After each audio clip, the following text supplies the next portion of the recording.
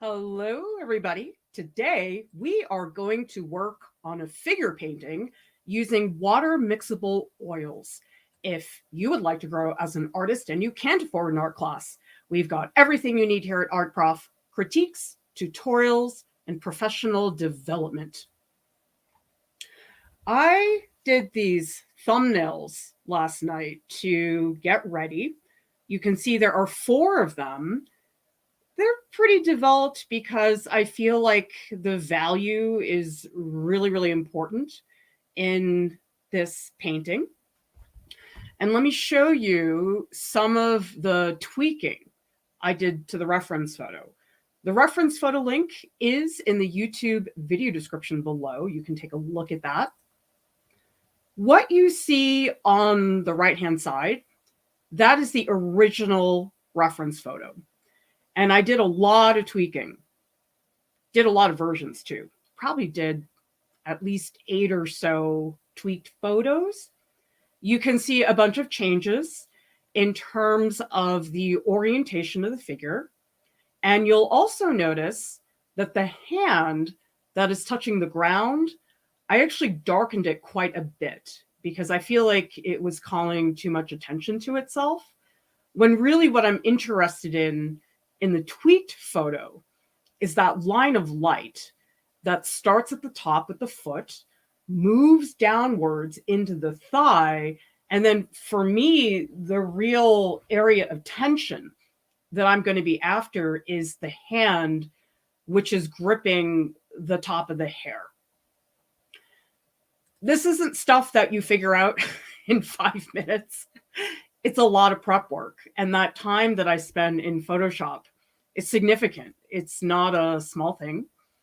The other thing that I did next is I scanned in the thumbnail that I want to use, and I just played with color because what I'm going to work on today is an underpainting that's monochromatic.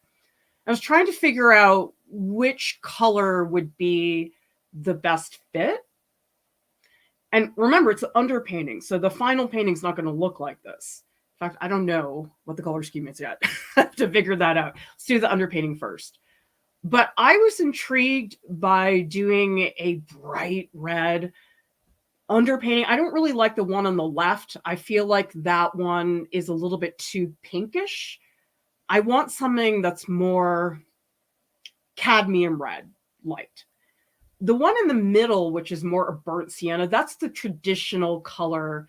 If you're doing a portrait or a figure, is burnt sienna, because for good reason, skin tones are variations of brown. And so that's more traditional. But you know something, I was so jealous of Lauren's sink painting that she started with a bright magenta color. I was like, oh my gosh, I'm never going to have the guts to do that. Well, you know what? Today's the day. Today's the day to see if I can make it happen. We'll see. It could be a complete car crash, but let's give it a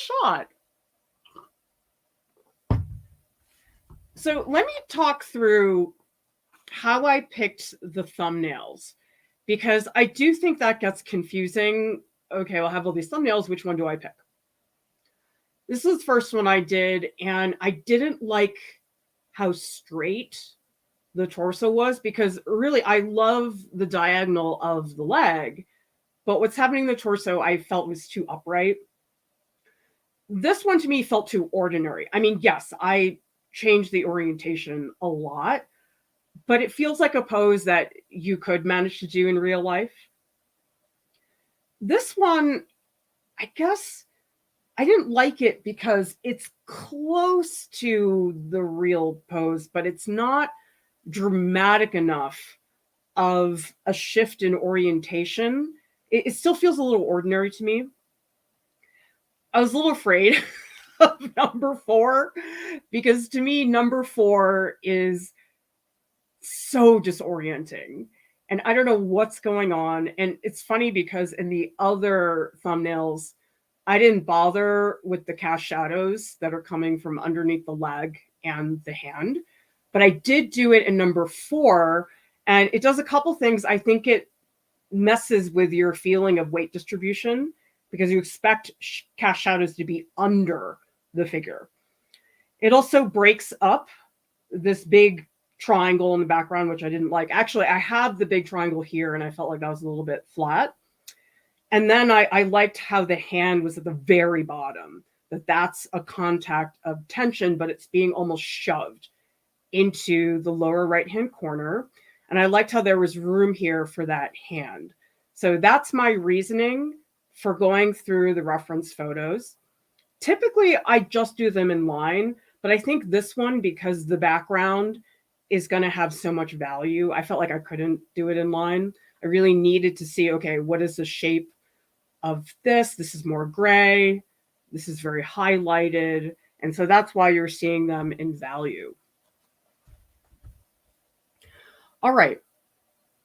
I was going to do some thumbnails in colored pencil to plan out the color scheme, which I never do.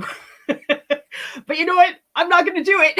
I'm just going to do the underpainting, because regardless of the color scheme that I end up with for the final painting, it's not going to change the underpainting that much, because I just really want to do a super bright underpainting just to see what happens. It's a little scary, but you know, whatever. So if people want to see the supplies that I'm using today, they are in the YouTube video description below. The other thing is, when I'm working on the underpainting, I really have to keep a sharp eye on this thumbnail. I have to be able to see the thumbnail the whole time. So really what I'm doing when I do the underpainting is I'm looking at the tweaked reference photo and I'm looking at the thumbnail, because the tweaked reference photo doesn't have the edges and corners of the composition.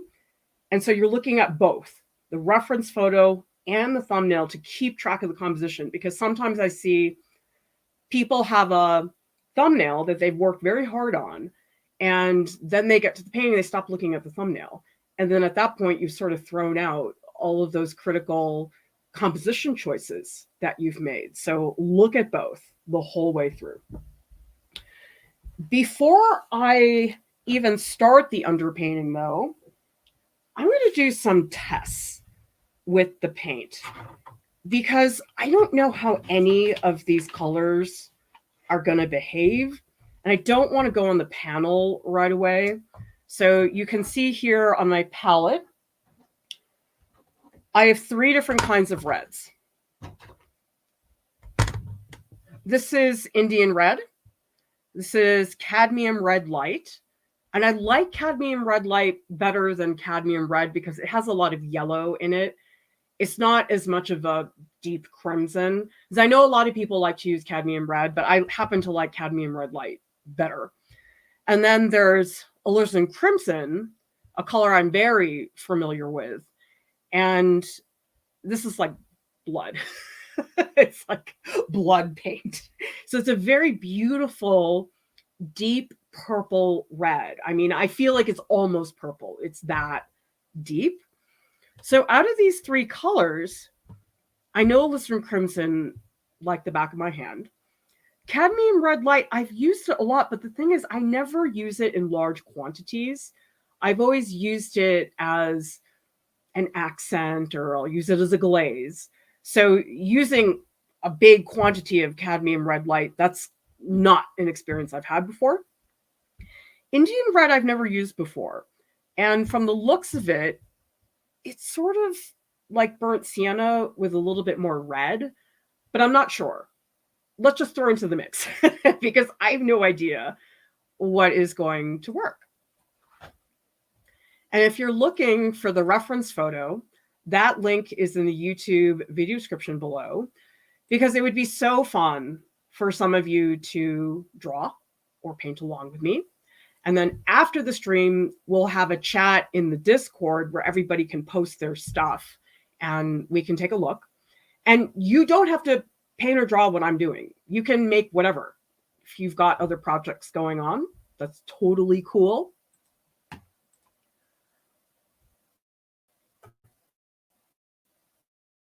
All right. Morphous. So long since I made it to a live stream. This feels wonderful. Oh, good. Excellent. Seven Angelic says, I've done magenta for underpainting before. Surprised on how much I like it. I mean, art school Clara, 20-year-old Clara would have run miles and miles away from cadmium red light screaming. It is so scandalous of a color for me.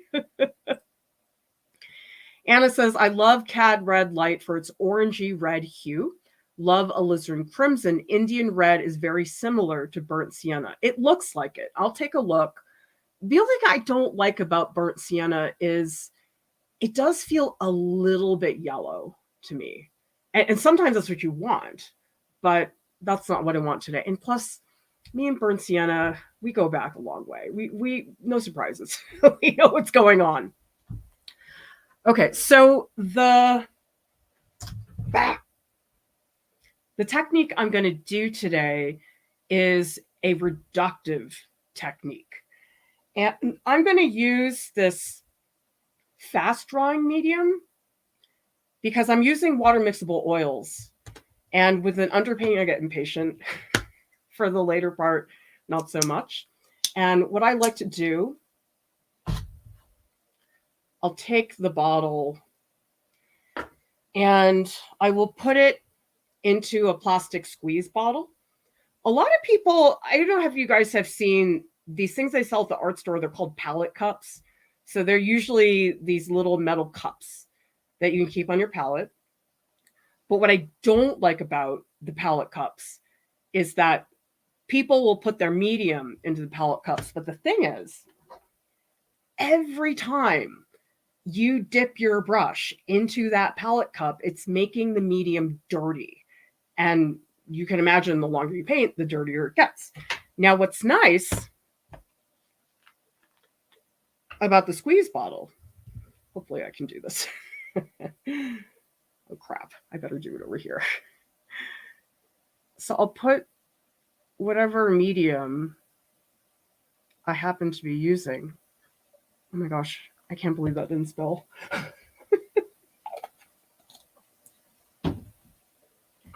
So I'll put this on top. And so actually the way I will use the fast drying medium is I will put little droplets of it like this. So what this does is it guarantees that every time you add that medium to your paint, it's totally clean. So those palette cups, I'm sure they work for some people, but I'm such a clean freak when it comes to water mixable oils because I wasn't at first. I just dipped everything everywhere and I paid for it because my paintings were so muddy. They were terrible. And so I noticed, wow, when you clean your brushes, you get better color. Those types of really incredible.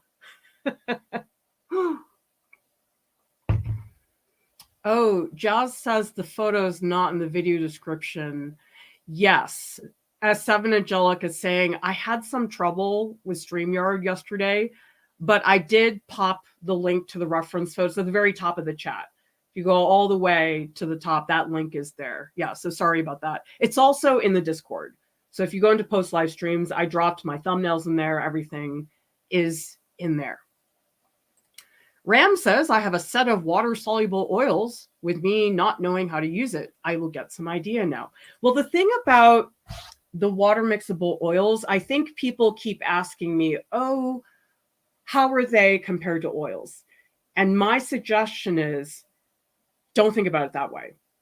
I actually see these as just a third medium. So you've got acrylic, you've got oil.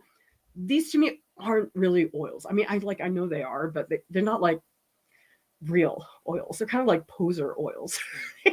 And so they're not great for me to think about them as oils because I have all these expectations about how they're going to behave, and it's not the same thing. It is different. Okay, let's start out. I'm going to get a lot of the fast drying medium, and the concept behind this is that you put down a lot of color.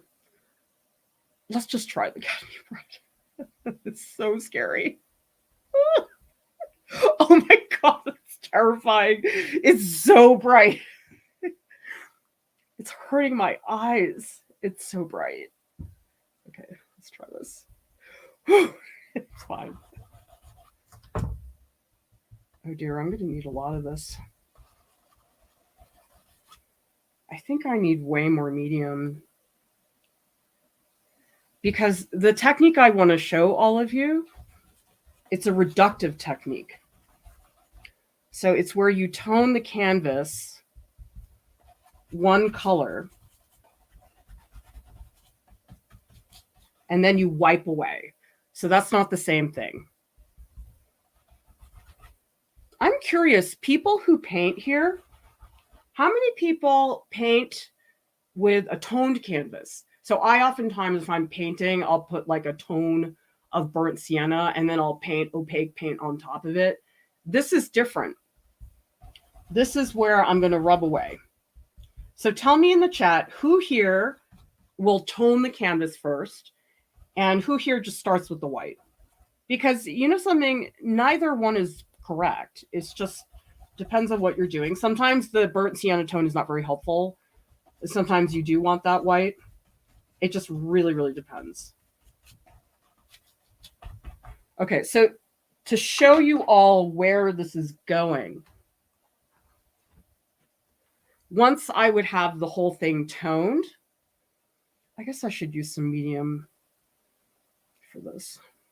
The concept is you take a rag, cotton is best. I don't even know if this is going to work. I've never tried this with water mixable oils. Oh yeah, that works pretty well. Okay, so that's the concept, is that you can go in with the medium and you can almost get to the wide of the page.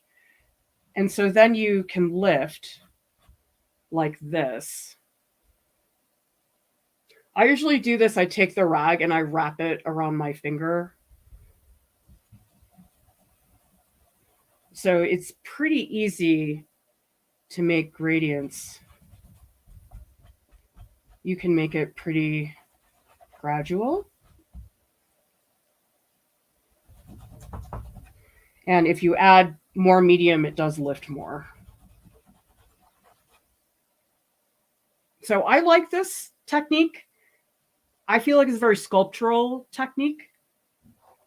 I'm going to do just one section of Indian red. I'm going to guess that it's probably too brown for what I want, but I just want to see what the color looks like because I haven't used it very much. By the way, everybody, I will get to your questions. So I'll take breaks to read the chat. So if you have a question, you can post in the chat and I'll come back to it later. You know, I'm wondering if I can do the same thing with water. Let's just see. I mean, my first impulse is to use the medium because it's just beefier. But let me see what happens if I add color. I'm not color, water. Okay, that works okay.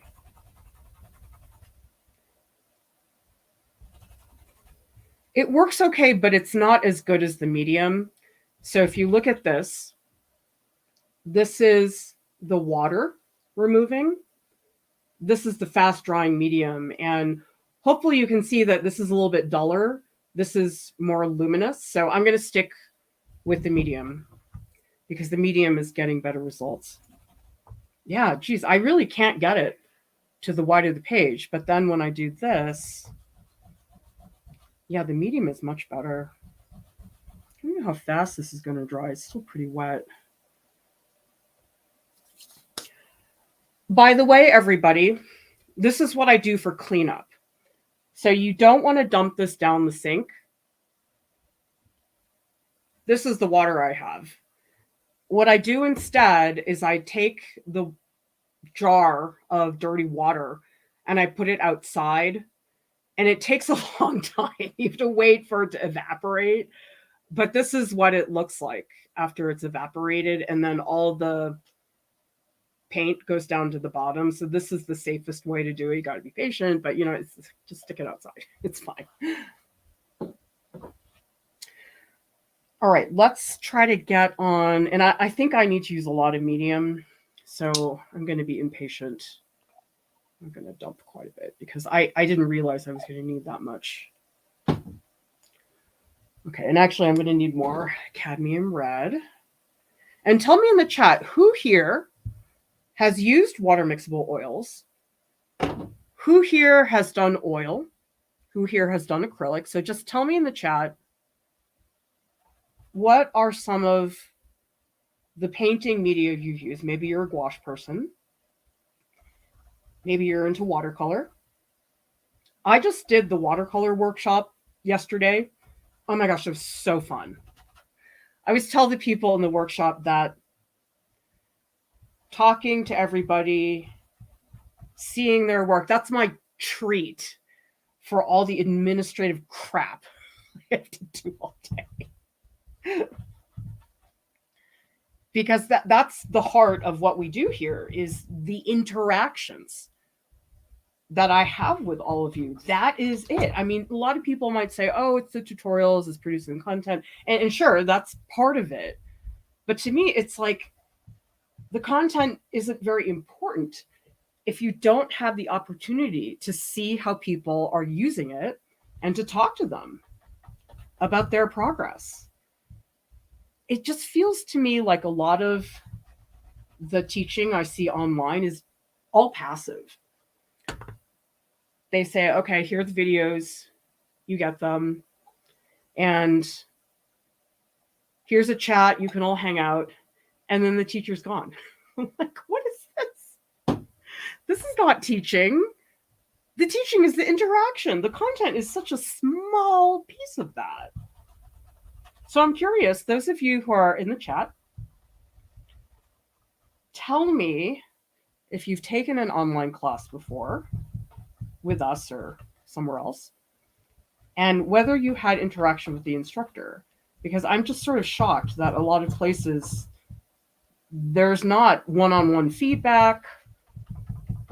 And I just don't see how you can learn if you're not getting one-on-one feedback from the instructor. I'm going to do the cadmium red. Sorry. Alizarin crimson and Indian red. Indian red, you're probably really cool, but not in this context. So maybe I'll give you a shot some other time in Indian red. Renciana, you're always there for me. I can rely on you.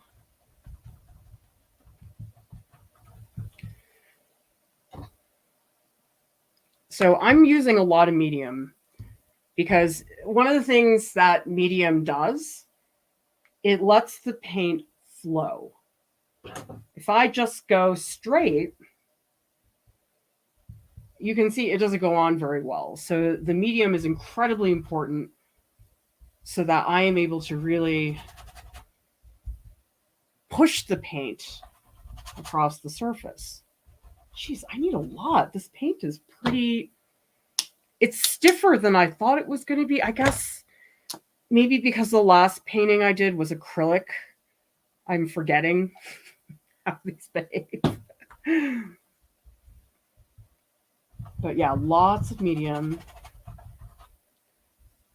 I don't know. I might be putting this on a little too thick, but you know something? Better too thick than not enough, because with this technique, you can always rub away. So there is somewhat of a safety net. Oh, what is all this crap in my brush? There's like hairs. It's really hard to keep your brushes clean. And I don't paint that much, so I don't invest that much time into it.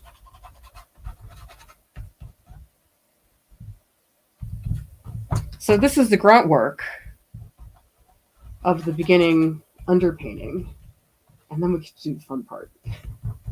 The nice thing about this technique, working reductively and using the rag, it does feel very sculptural to me.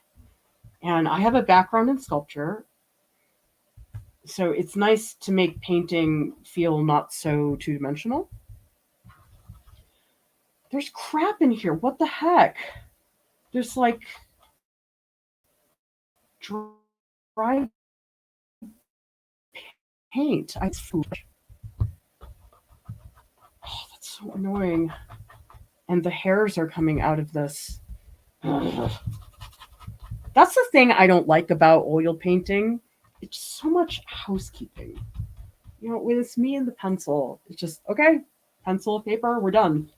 This is like wash everything, scrape, wipe down. And I know a lot of people associate painting with a brush.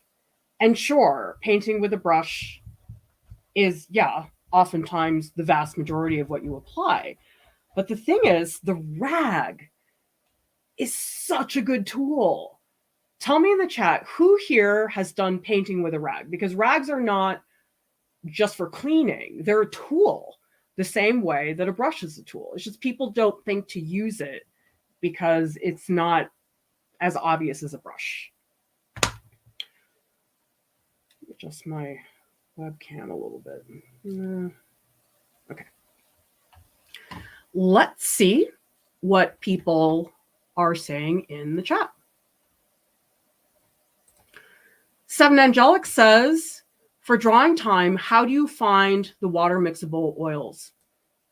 It's about the same as oil paint, although it depends on the color because different colors dry at different rates. So with oil painting, I found that yellow ochre was the fastest drying color out of the ones I used. And cadmium red would really take forever. I mean, I had some colors 2 weeks to dry. I didn't really have that with the water mixables. So I'd say about the same with a few exceptions in oil paint, just taking absurd amounts of time. But then also depends on the medium you're using. I know a lot of people use a lot of linseed oil, which for me isn't great because it takes so long to dry because linseed oil extends how long it takes and I'm impatient. Marta says, would it be possible to use reductive technique with traditional oil paints? For example, using turpentine. Yeah, this technique works great with oil paint. It doesn't work well with acrylic because acrylic dries too quickly. By the way, I would not recommend using turpentine as a solvent for oil painting. It's so bad. They used to use it a lot, all the time. But now what I recommend to people is use Gamsol. Gamsol's mineral spirits, but it's very low odor compared to turpentine or gum turps, which are also super stinky. So that's what I recommend. Wow, we have a lot of painters in here. Jazz is saying, can you use a sponge to tone the canvas or a rag? You can, but I feel like it would take longer because those are more textured than the brush. But yeah, any way you want to get those textures on a canvas, go for it.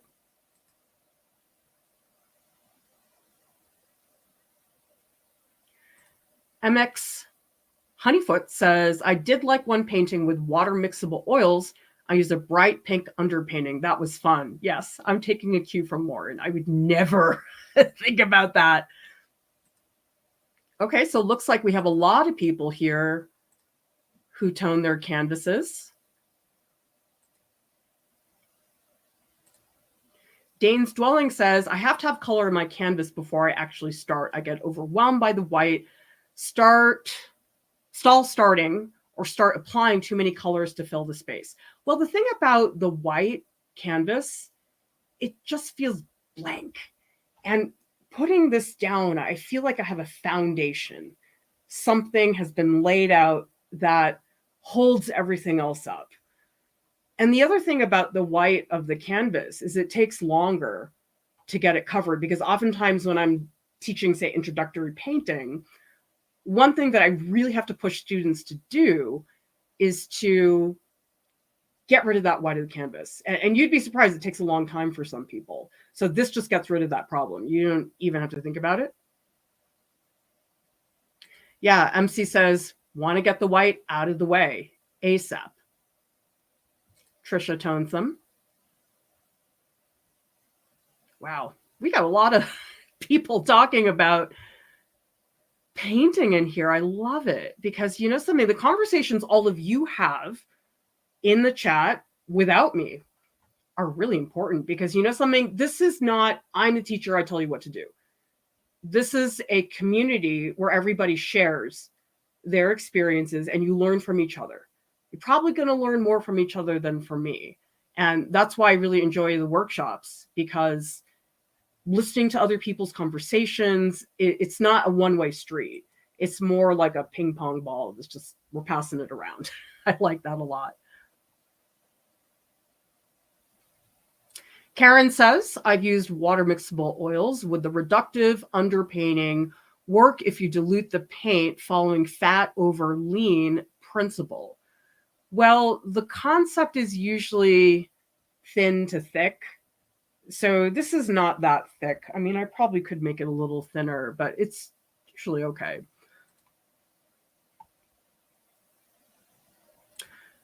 This is a good tip from Lara. I use acrylics at the beginning because it dries fast, and then finish the painting with oil. I like the warmth of the oil paints and they dry slowly so I can do details. Super smart. I love that. Because if you're impatient, you don't have to worry. Thank you so much, 10,000 Crows, for the super sticker. Those super chats help us so much, everybody. Thank you for your wonderful support.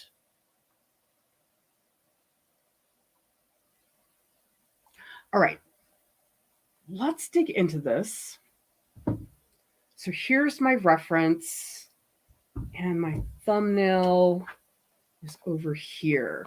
And so typically, I think a lot of people would say, okay, well, you want to sketch the outline of the figure.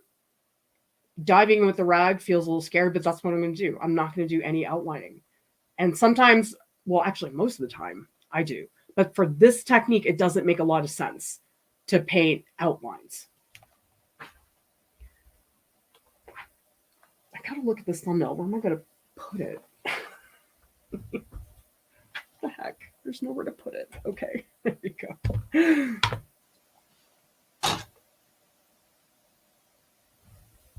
I need more medium. Geez, I'm going to go through this whole freaking bottle today. I do recommend, because people ask me a lot about the mediums, I'm using Winsor & Newton, and I do suggest if you buy Winsor & Newton water mixable oils, buy their mediums, because sure, you can mix and match, but I guess I just stress that, oh no, it's going to blow up if I use another medium from another brand.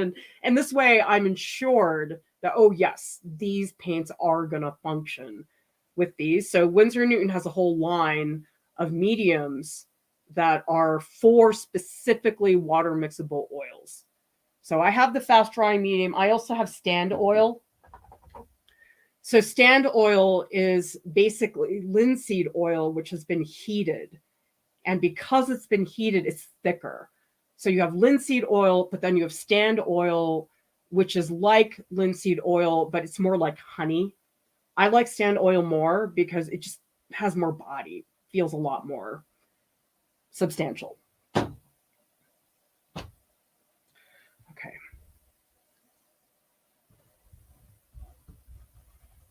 And the nice thing here is that if you don't like what you've rubbed out, it's so easy to get rid of it. Again, wrapping the rag around my finger, at least for now, because right now I want a little more control. I'm going to do this pretty mushy because you sort of have to start that way. And I'm not going to try to make anything crisp or clear. I really am going to just... Oh, wait. I'm on the wrong canvas. Oh my gosh, I'm so stupid. I should have toned the big canvas. Oh my God, I'm so dumb. This was supposed to just be my test. Okay, well, since we're here, let's just do some tests. I'm going to do a really quick study. Yeah, I meant to do that. I really did. It's like the jelly tutorial where I printed, but I didn't put the stupid stencil on. Oh my God, I felt like such a moron. Because you know something, it is good to do something of a test. Just to figure out, okay, what is going on here.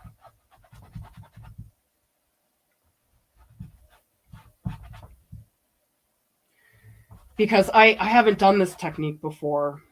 And actually, if you all notice, this is a stretched canvas, which actually isn't great for this particular technique. Oh man, I'm going to go through so many rags today. Okay, that's enough. I'm so stupid, you guys.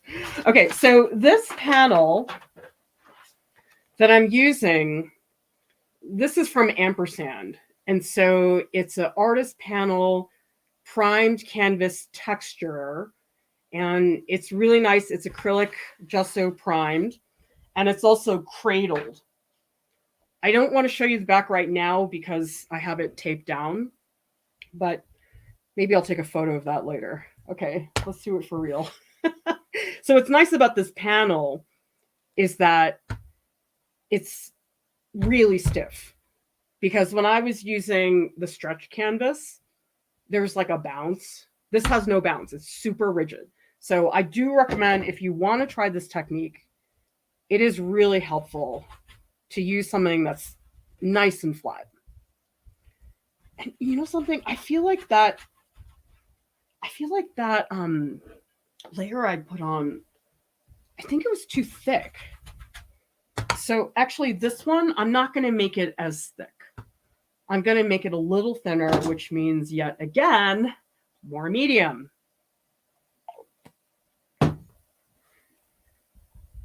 Because sometimes if it's too thick, it actually can make it sort of hard to wipe away, which is what I was discovering.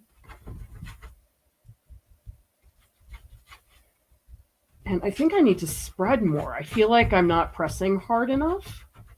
I mean, the slow drying, fast dry medium rather, it does have a tackiness to it.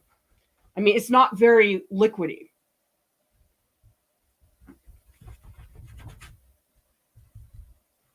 And so as I'm putting this paint on, I have to press pretty hard onto the panel to get it to spread because the fast dry medium, it is pretty tacky.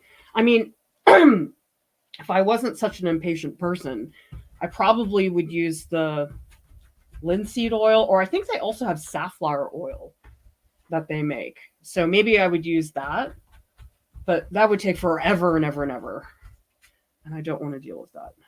Yeah, it's pretty tacky.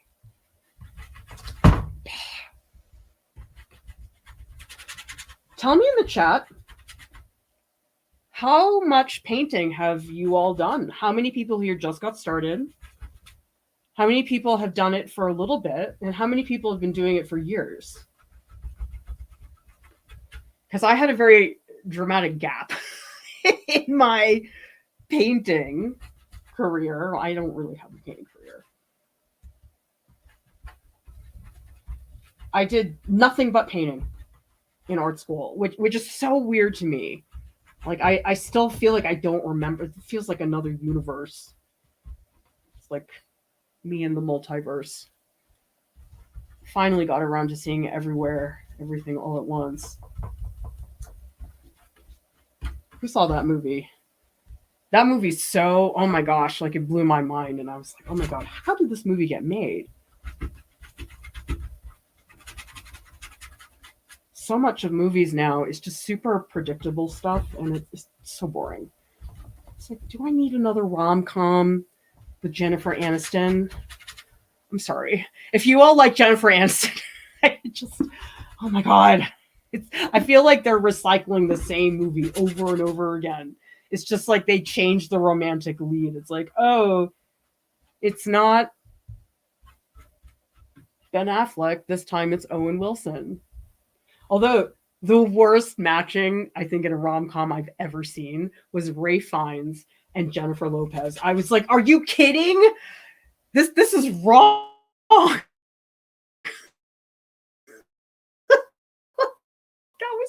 I was like, could you find two actors that are more mismatched? Like, I did not buy that for a second. And I love Ray Fiennes. I mean, I don't love him like I love Hugh and Benedict. He's not up there, but I really like him in movies. He's got that voice. It's like Benedict. The voice is half of the attraction. There's so much crap in my brush.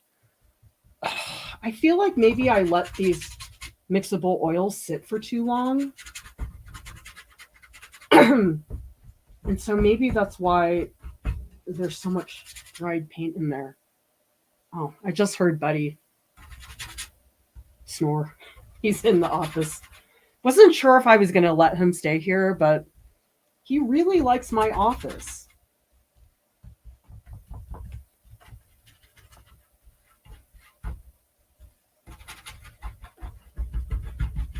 Probably should have used a bigger brush, but that's okay. So what I'm doing right now, I'm painting over some of the parts I already painted, but I'm trying to smooth out the strokes so it's just a little more even.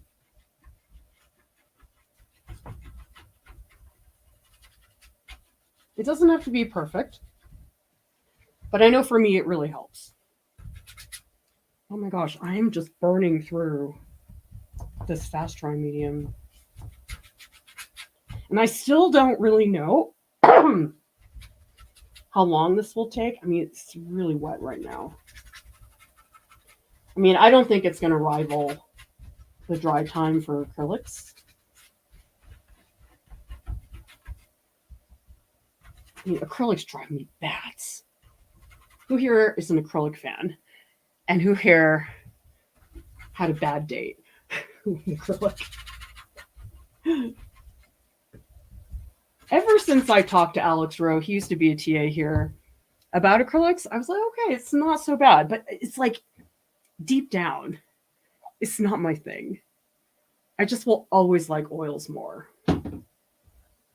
Oh, shoot, I'm getting a lot of glare. You know, maybe I can turn my light a different way because I know that's a little hard to see.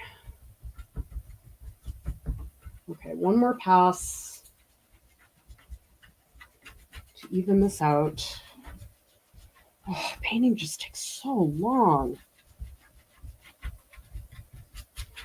And remember, I worked on those thumbnails last night. I tweaked the reference photos. And so this isn't even counting the prep work that went into it.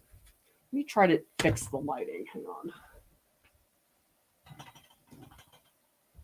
Oh, that's worse. Shoot. Oh my God, that's really bad. Turn it the other way.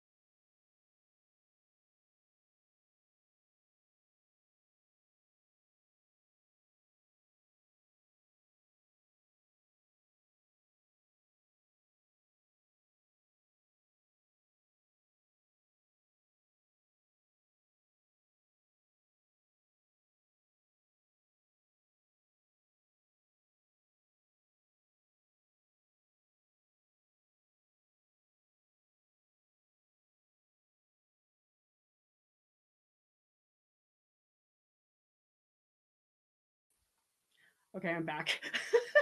Sorry, you guys. All right. Thank goodness StreamYard doesn't end the stream. It's kind of funny to me that it does that. Okay. There we go. I actually turned off my light. This is better.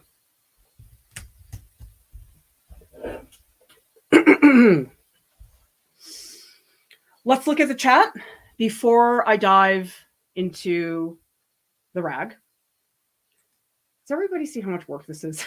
Like, I'm 47 minutes into the street, and this is how far I've gotten. Yes, it's an intermission. That's what it was.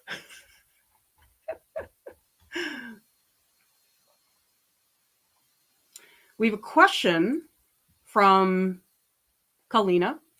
Can you use linseed oil to thin the paint and fast drying medium together, or does mixing remove the effect from the quick drying medium? I don't know. I've never done that before, but in my opinion, just make a decision. Like, I don't see a compelling reason for why you would want to do that. I don't know if it's like they equal each other out. No idea. But just try. See what happens. That's the worst case scenario. You do it and it's not very fun. Lunja is saying, what is the name of the fast drying medium? Fast drying medium. That's what it's called. Winsor & Newton water mixable oils.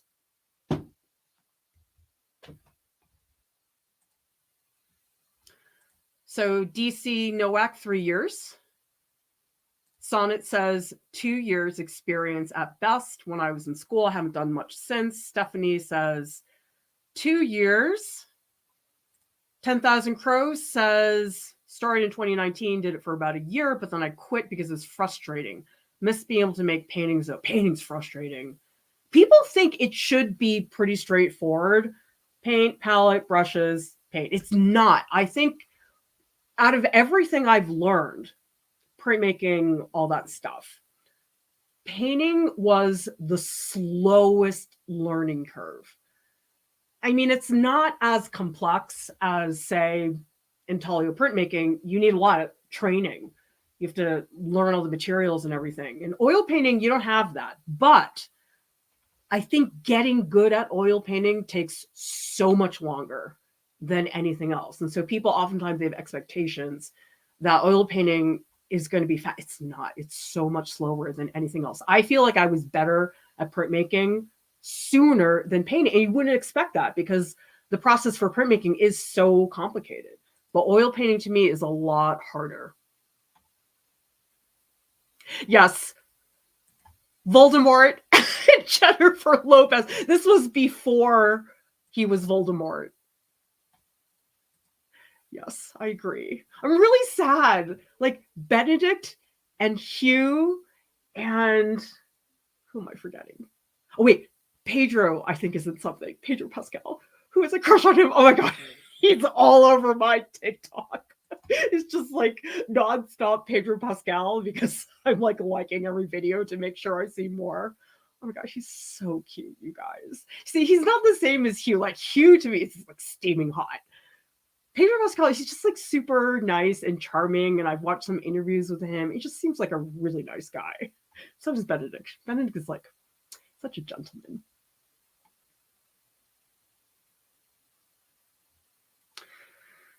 Let's see what else people are saying.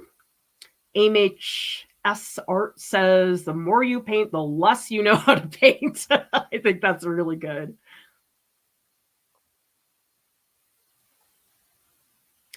I love seeing all your conversations, everybody, because you learn from each other. Oh, and thank you, Null Val, for the super chat. So much appreciate your support.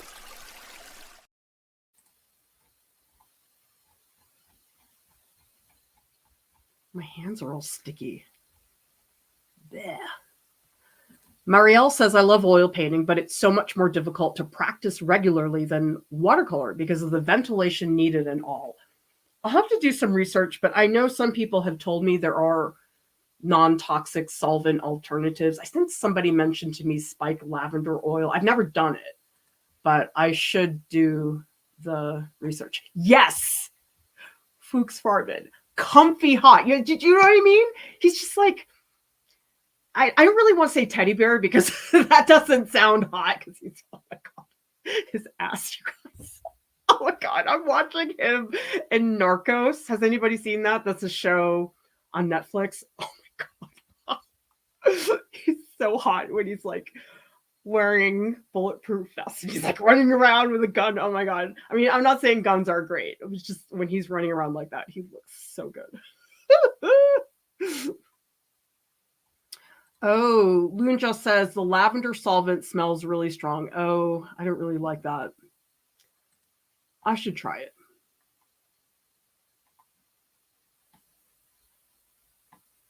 Okay. Stiven, yes. No outline. It's my reference. Woo!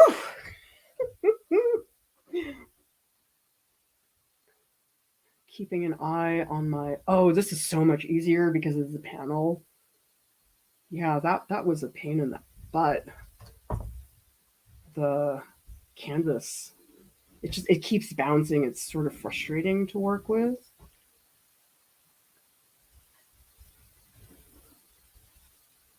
I'm going to try to work with fairly big shapes. And I'm keeping a really strong eye on my thumbnail because I really have to get the placement. That's the most important thing, I think, in an underpainting is getting the placement. Because you want that really working for you. Oh, it feels so much better on the panel.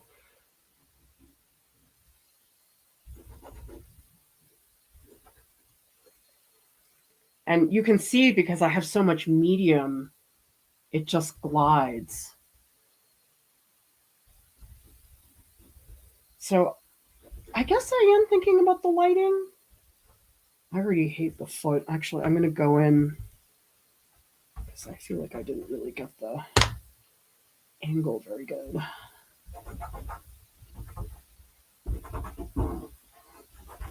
But I'm not stressing too much. I just want to get it down. So a lot of this is probably too bright.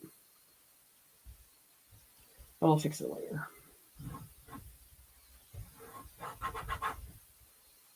It's amazing. You have to keep finding a clean spot because if you don't do that, it's pretty difficult to get done.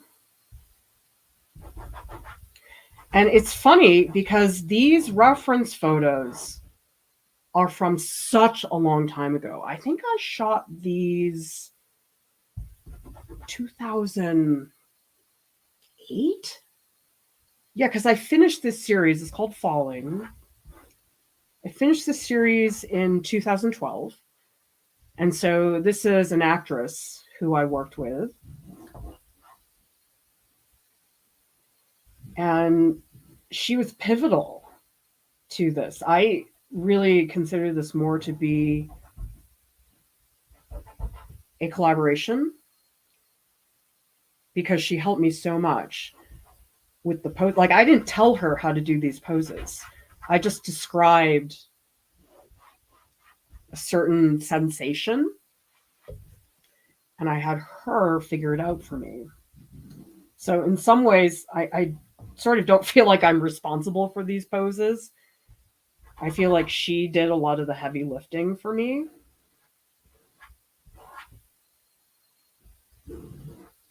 And by the way, I'm not going to try and make this super accurate. Every now and then, on some of our portrait tutorials, we'll get these comments from people who are like, the mouth is too big, the eye is too high, just this rant of proportions. I'm like, just chill, people. Okay, it's okay if things are not totally amazing in terms of, well, not amazing, but precise. Precision is not the point. Some of my favorite pieces of art are not precise, and everything's wonky and weird, but it's like that's kind of the whole point.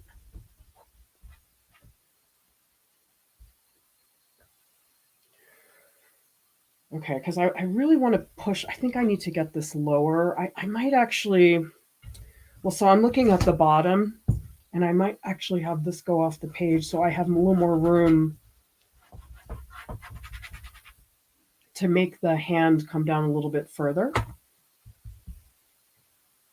And I am going to go back in with a brush and do significant changes. But right now I just want to cover this up. There's so much crap in my brush. I think I'm going to try a different brush.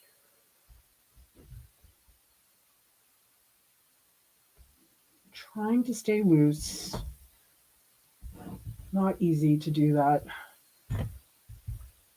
And I'm trying to not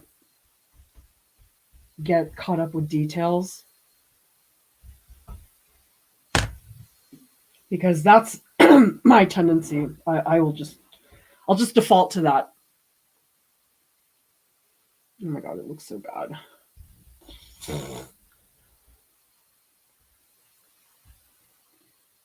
Gotta do a lot of squinting.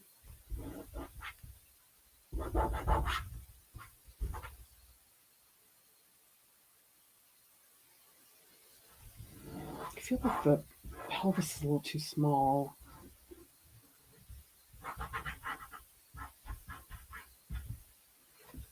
And actually, this is very similar to doing a monotype. The only difference is you do it on a plexiglass sheet and you would roll it out with a roller. So I don't know if people had a chance to see the radish monotype I did. I also taught a monotype workshop recently. That was super fun. So there's a lot of correlations between oil painting and printmaking sometimes. So I'm looking at the angle of things. So if you guys look at this thigh, I made it way too straight. It's actually more tilted. So now I'm going to go in, I'm going to try to get that angle, because that's very important in figure painting, is getting the angles to really work. I wish I had a bigger canvas. I feel like this is sort of small. Like I'm sort of itching for things to, but the thing is I don't really want to crop the foot, because I feel like that's a really awkward place to crop it. Though I might just end up doing it because I feel like my leg is too short.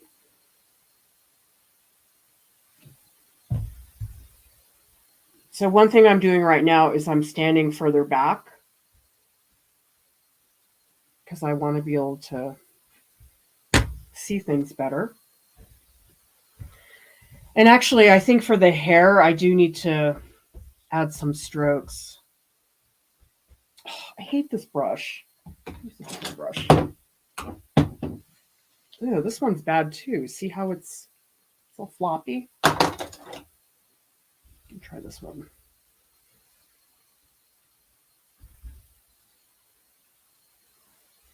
And this feels really good.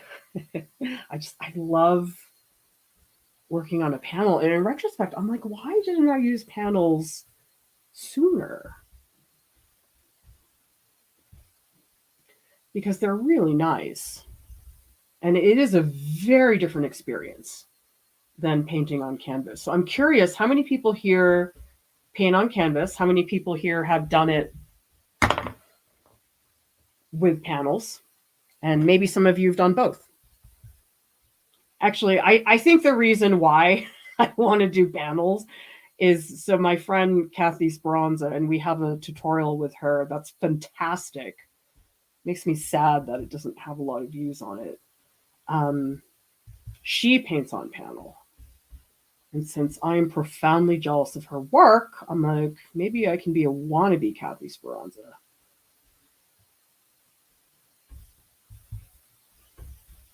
I really need the torso to be better. Torso is where it's at. If I don't have a good torso here, it's like you're dead in the water. And especially this relationship between the kneecaps, you can see I made them too close. So maybe to lower this one. So let's push that further down. And actually, maybe I'll extend this one to make that. So that's another thing you can do with the figure. Because the figure is symmetrical, it is really nice to search for those landmarks. So you can say, okay, there are two kneecaps. Is one higher than another? You can do the same thing with shoulders. You can say, okay, this shoulder is higher, this shoulder is lower. And that's a good way to figure out proportions, because it's really hard to do if you don't have any frame of reference, because proportions are about relationships.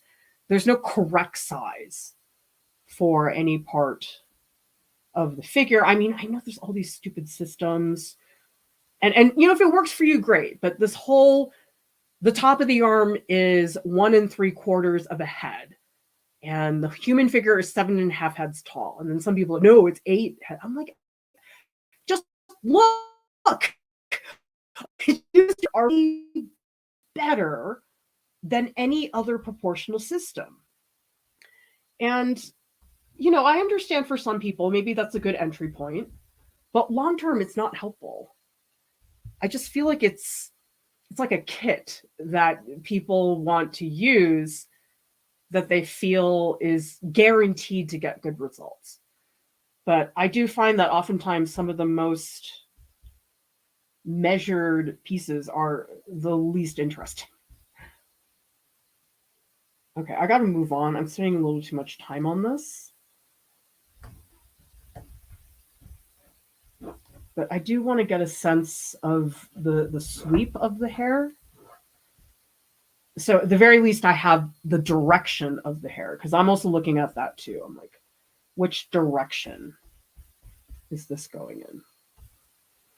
Oh, I'm so glad I used the medium, because now it's got this really nice tackiness, which is really working for me. Everything is just depends. What is your preference? Oh,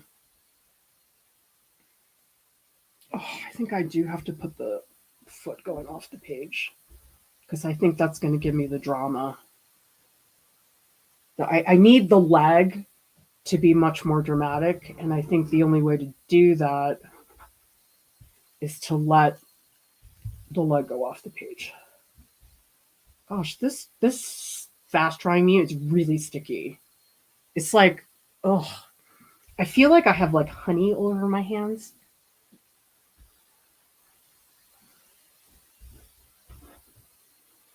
Jeez, Buddy has been sleeping here the whole time.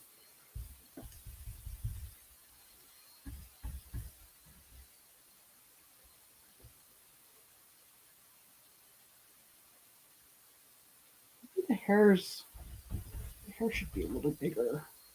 Or maybe this is too big. Just cut in, shave off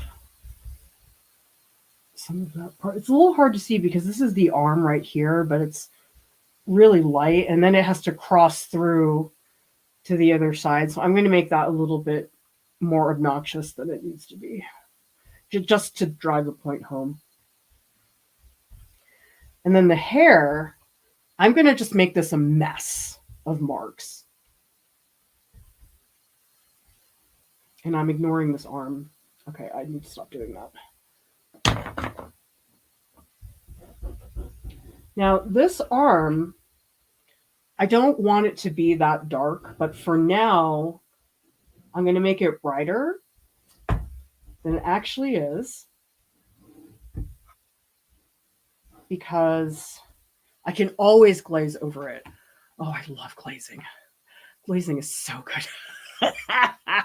Tell me in the chat who here likes glazing, who here doesn't know what I'm talking about, and that's fine.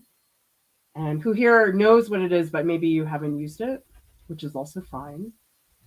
Because, oh my gosh, I probably should try this someday, just glazing a whole painting, just no opacity. I mean, I don't do that very often because I feel like, oh, the opacity really helps. Oh, this arm is way too long. I can either shorten the arm or I can extend.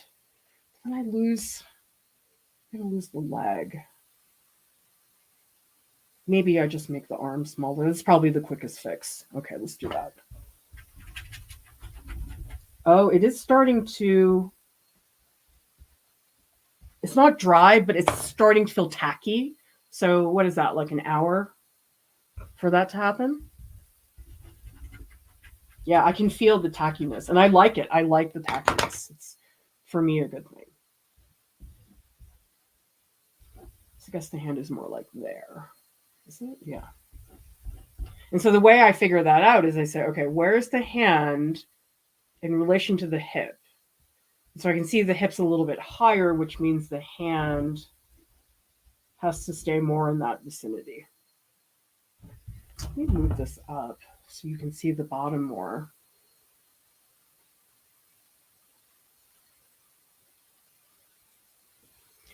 Lots of squinting, looking back from a distance. And I am trying to get a little structure in here because the human figure is not all round.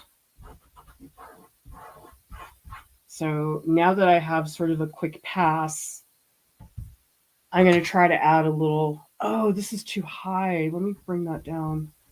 Is it more like that? Oh, that helps.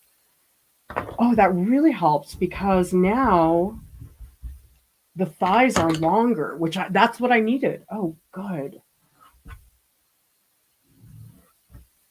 Let's just get that really solid and more articulate.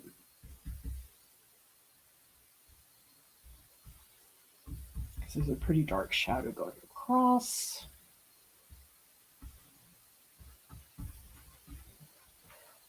All right, first pass, super wonky. By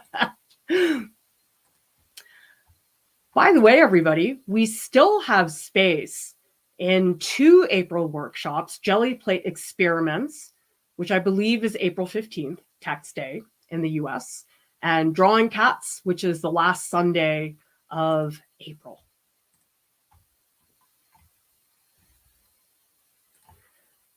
Candylicious says, I like glazing, but I've also learned what too much glazing could do, especially when painting a figure. They turned out a little too tan.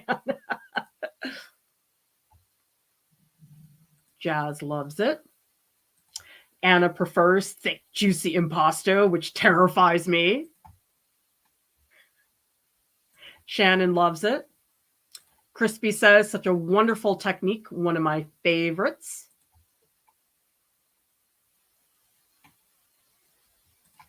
Really good point. Eddie, sorry if I said that wrong. There's not one thing that an artist can concentrate on that will make a painting great. There are no shortcuts to great art. The artist has to put in the work. Absolutely. I posted these on the Flickr collection. This past weekend, I was in southern Utah, and I visited my whole family did, not just me. My father-in-law, who is a violin maker. And I just cannot believe what he does to make violins. It's the most refined art form that you can possibly imagine. And I always thought that there's like a little trace of black on the edge of a violin. And I was like, oh, they draw that on. No, that's inlaid wood. He has to cut a piece of black wood and lay it into and that's not even the hardest thing that he does. He does things like he warps wood. When I was there, he was like carving out the inside of a cello. I'm like, it's all by hand. And I know not everybody can do that, of course. But I wish stuff like that had more appreciation, something that's just so much training to be able to do that.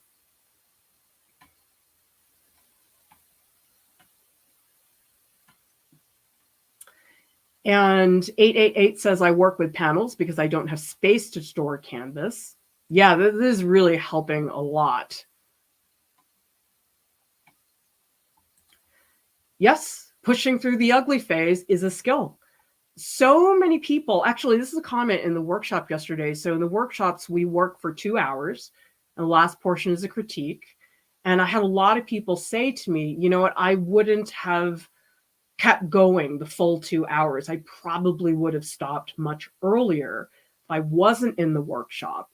And so I say to people, listen, I know not everybody can do a workshop, set a timer and say 2 hours. That's the amount of time I'm going to keep going no matter what happens. And I think people realize, oh my gosh, I can go farther, because most of the time people don't go, or they think it's done and they don't realize that there are other options. Debbie's asking about the camera being out of focus. It's not out of focus, but there is a limit to the quality of video on a live stream. The only time I can have really good vivid focus is if I'm shooting on a DSLR and I edit in Premiere. That you'll get really good quality, but on a live stream you just can't. The tech just isn't as good. Crispy says, do you have any tips for keeping your studio clean while working on a project? I don't know the person to ask. I find when I'm concentrating on a project, especially with a deadline, cleanliness goes out the window. Actually, you know, sometimes I'm like, oh, I'm not doing enough. The way I can tell that I'm into my work is when my studio is so messy, I can't be bothered to clean because I'm like so into the work. And then there's some days when I don't want to work. I guess I'll clean my studio. Like, to me, with clean studio means I'm procrastinating, or it's the end of a big project and my studio is a wreck after the woodcut tutorial that I shot on a DSLR. It was a disaster, just wires and crap everywhere. And it sat that way for a long time. It's like, oh my God, I need to deal with this.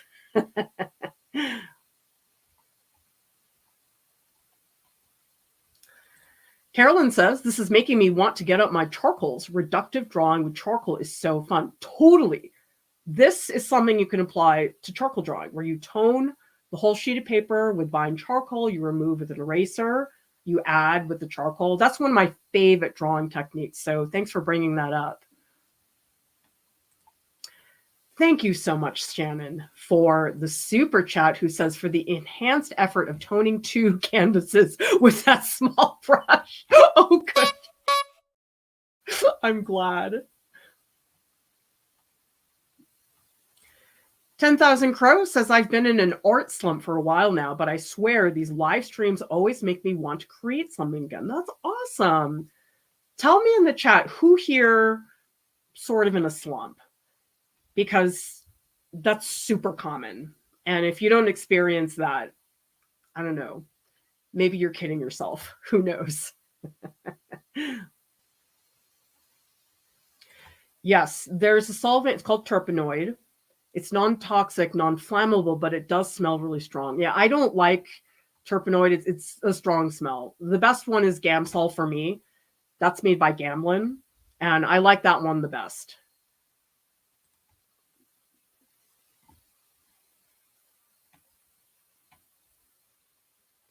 Yeah, this is ideal. If you can paint and open all the windows, that is so, so helpful for ventilation.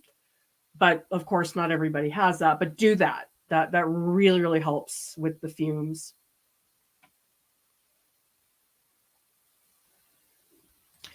Yeah, so Anna says, I've basically eliminated mineral spirits from my studio practice. I keep my brushes in a vat of vegetable oil, and I use safflower oil as a medium. It's cut down on odors a lot. Oh, I've never used safflower oil. I mean, I can tell you right now, the fast drying medium I'm using and the paint, I'm not smelling anything. So water mixable oils is a good solution for that. And I will tell you, yes, this to me is not as good as real oil painting. Sorry, I can't help it. I just love oil painting so much. But it is to me better than acrylic. Like acrylic to me just so frustrating. And maybe I'm just not good enough at it to not make it frustrating for myself. But between the two, if I had to pick between water mixable oils and acrylic, I think I would always go for water mixable oils. It just, it's different, very different than acrylic. Yeah, it looks like a bunch of people are in a slump. Oh, W315, house move? Okay, that's an excuse to not do anything for a couple months. Candylicious says, I've been in the slump, created a meh painting. Oh, I know what that's like. You have to make meh paintings. Karen says, come out of a long one. Painting with my 85-year-old mother got me out of it. I love that you paint with your mother, Karen. Painting is more fun when you can do it with people. When Jordan and I were in California, we had a lot of times we were just sitting there in the same room working, and I just like that. It's just really, really nice. So Lux, if you look up Art Prof water mixable oils, there is 3 streams where I paint a bunch of oranges, and that is the stream where I really do break down more of the technical stuff because there's a lot. And they're also asking, do you affect, do they happen research on the archivalness of water mixable oils? Not sure. Okay. Let's dig back in. Okay. Look. Okay.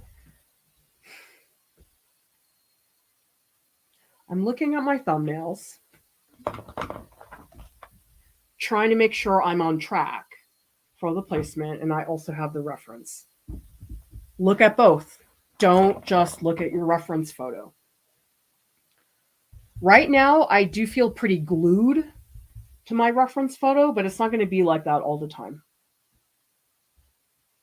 Oh, it's so, oh, you guys, it is. Okay, this is not drying, but some of the stuff in here is feeling pretty dry.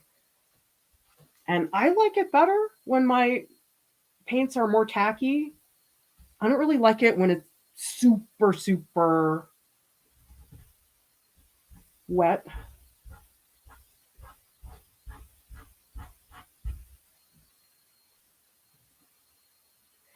I mean, that's another reason why with watercolors, I really, really like dry brushing, because dry brushing to me, it has that sort of structure to it. Sometimes I think with watercolor, people have this expectation that, oh, watercolor, it has to be super flowy, and it can be. Most of the time, people associate it with that, but that's not the only thing it can be. It can be very brittle and very textured, and that can be super fun.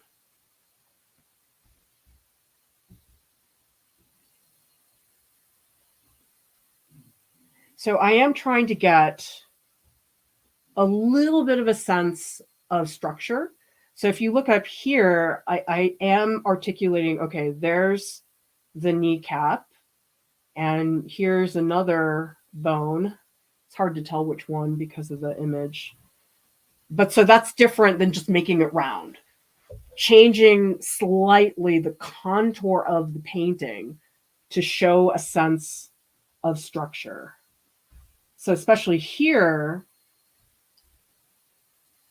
this is the tibialis anterior, and then the ankle bone is right up here. So I'm going to get a little bit of a sense of the ankle bone. Okay, this gastrocnemius is a little in control. Let's get it. Oh, it's a little bit. So I am tightening up quite a bit, but I have to, so we start to make sense of this mess.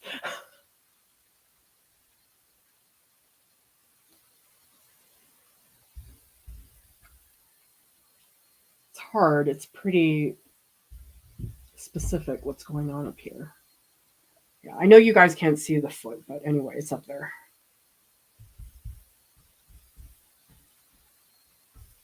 And I am going to start painting more thickly. Get some opacity in there.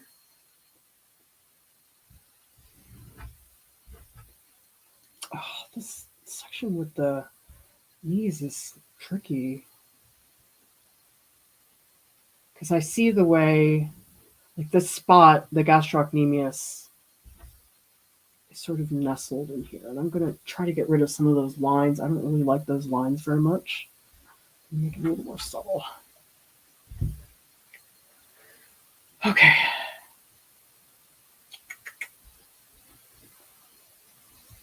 There is this like super bright cast shadow. And I don't know that I'm going to keep it. I might get rid of it because I feel like it's a little bit too sharp. Oh, I think I'm getting too tight. It's really annoying. I always give myself a I'm like, it's not gestural enough. It's too tight. I guess because when I was younger, I made really tight paintings. And now I'm sort of embarrassed that I did. Okay, let's really get this hand going. Oh no, I better work on this. I want to work on the hand, but I don't think I should do that. This is not really ready just yet. So this is more opaque paint that I just put down here. It's thicker and therefore darker.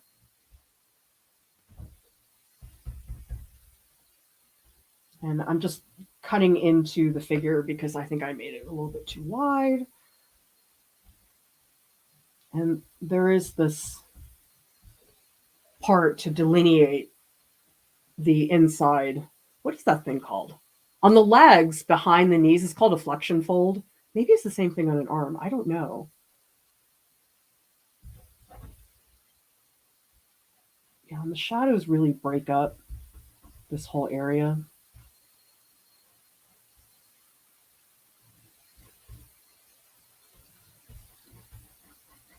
And I am going to darken the arm. I don't really want it to be that prominent. Oh, you guys, this is like almost dry. It's tacky, but it's almost there.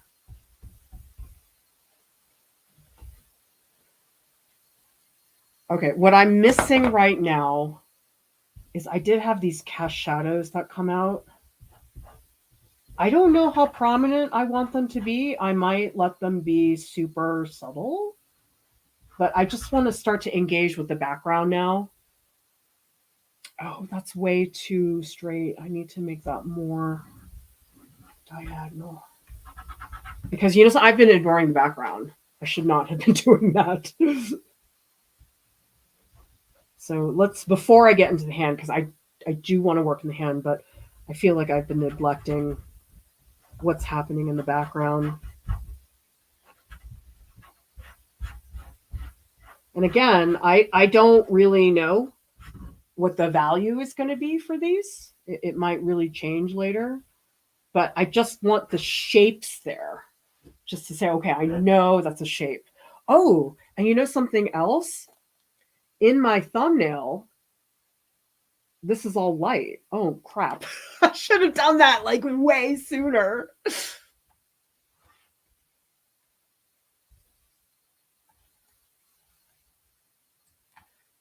Yeah, sorry, Debbie. I was having trouble with StreamYard. So if you guys scroll all the way to the top of the chat, the link is there. And it's also in the Discord if people are in the Discord. I put it in post live streams. Yes. Thank you, Seven Angelic. For other people that are wondering. Oh, a scarf and tea says elbow pit, according to my kids. Perfect. I really like that.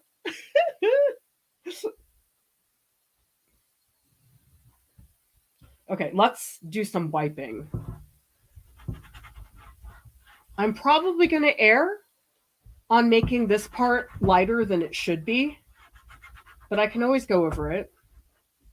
And there'll be some opaque paint too. But I think one of the reasons I want to lighten this area is I sort of want this contour of the hip to dissolve a little bit more.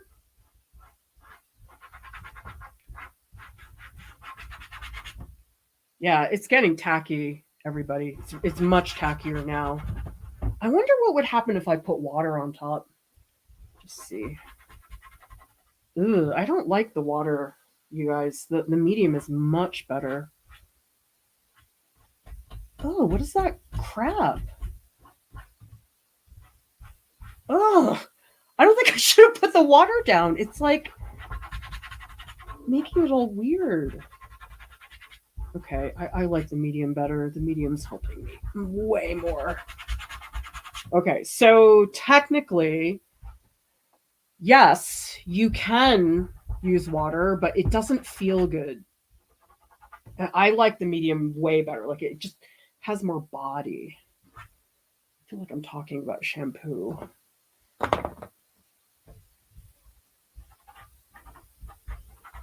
So I want to keep the division. I don't want to lose that contour.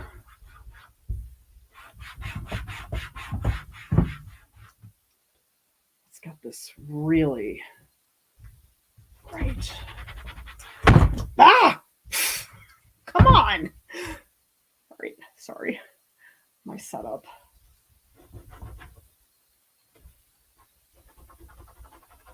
So this is a little tricky because I want this part to be lighter, but I don't want to lose the contour. And actually this spot, I'm going to see if I can get this like bright white.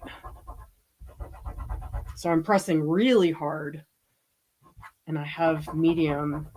Okay, so it's not super easy to get that bright white. Like I'm really pressing hard, but isn't that cool how luminous that becomes?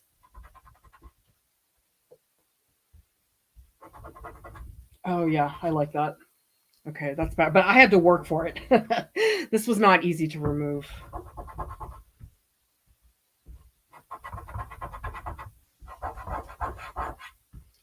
And up here too, I feel like this spot on the side of the leg is pretty important. So this I really want to push. And so yes, I am losing some of the articulation, but I'm trying to get the tones to be a little more stable.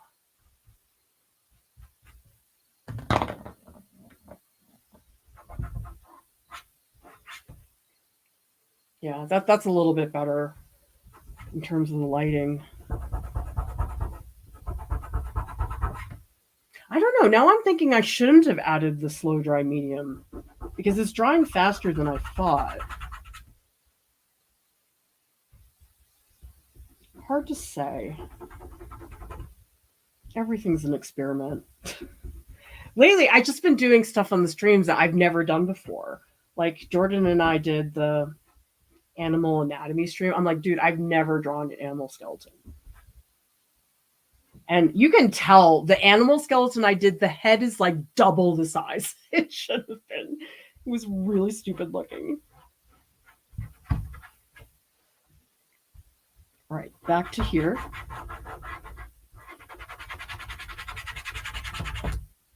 So to me, this is the most compelling reason to use a panel. If I tried to do this on a stretched canvas, there's no chance I wouldn't really make like a super saggy canvas.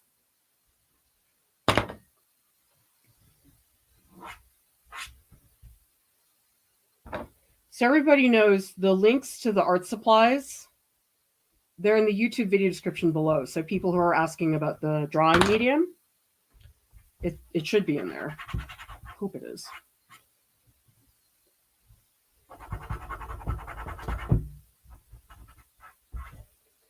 So I'm making the painting softer now. If you look, you can see I'm getting rid of a lot of the edges, the more clean edges rather.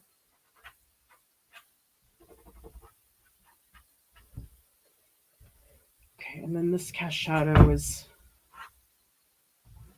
thinner. Let's get that shape in there. Yeah, I was working on the figure too much. I really should have gotten into the background a lot sooner. Oh well. Ah! What is that crap? Oh, shoot, that's the Alizarin Crimson. Oh, get out of there. Oh, shoot. All right, new brush.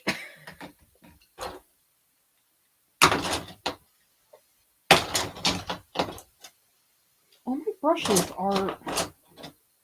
Oh, this is a good one. A lot of my brushes are not in great shape.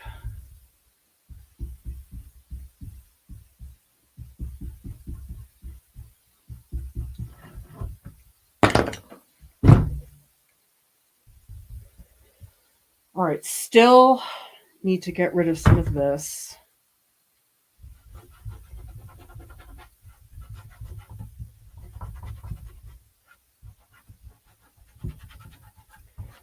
So my plan is that this side is light, and then there's like a mess of hair down here at the bottom.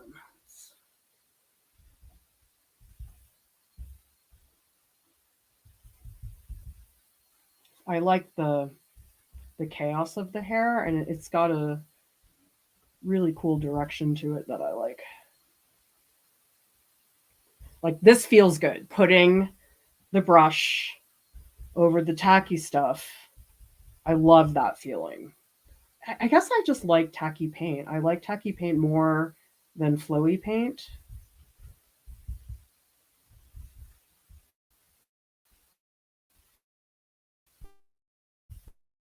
And I suppose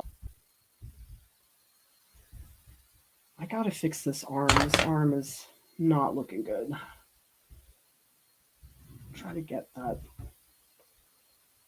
I need more structure. Like, the wrist is about here.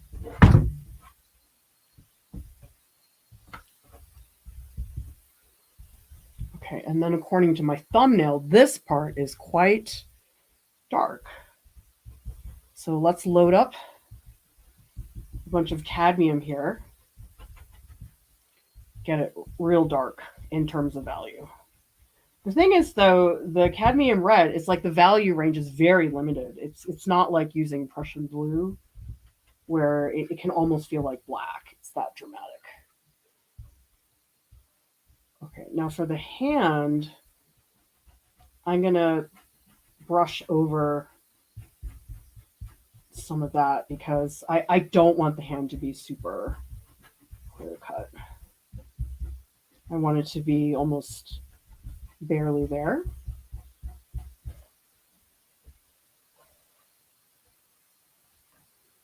Thank you, Karen, for the super chat.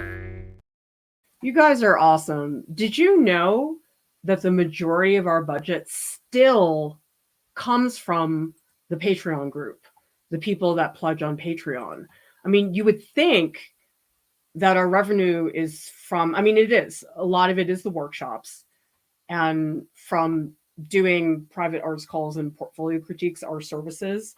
But the vast, like more than half of our budget is from people who pledge on Patreon. And that blows my mind. Because I'm like, oh my God, what if someday we don't have supporters anymore? But it's surprising. Like, you would think it's something else, but it's still the Patreon people are the bulk of our budget. And, you know, our budget's not gigantic, but it's not small either.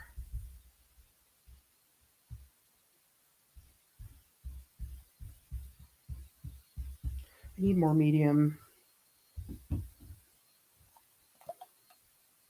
I'm just burning through this right now.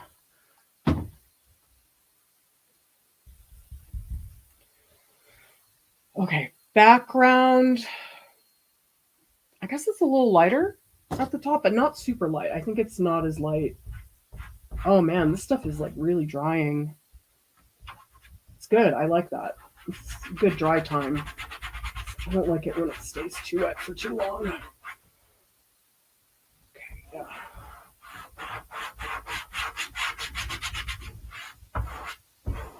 So this is where the rag can really help you. Just blocking out. So now I'm getting that cast shadow is a lot more prominent now. And actually, I should make it more dramatic, I think. It's not quite there. I want to get a little wider the top so it doesn't just look like a ribbon, which I don't want. Oh, and I need that cast shadow to start working. Oh, this painting got so complicated so fast. You know what my plan initially? I was like, oh, I'm going to do a traditional figure painting. I'm going to show everybody how to do flash tones. And it quickly got thrown out the window.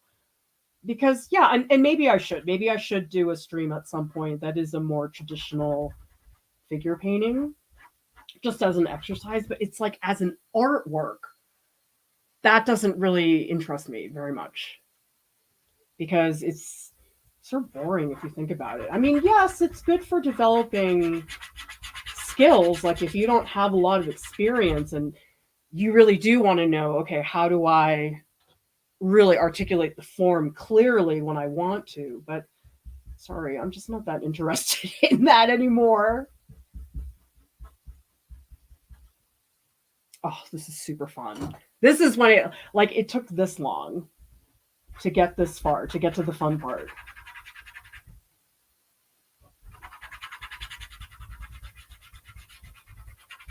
I'm having fun with this background too. This is all very dark. Check my thumbnail. Oh, what the crap! Alizarin Crimson, get out of there! Ugh, come on! Jeez, I shouldn't even put it on my palette. I think Alizarin Crimson is jealous. It's not getting any love from me today. Okay, so here I am going more opaque because I need the value range.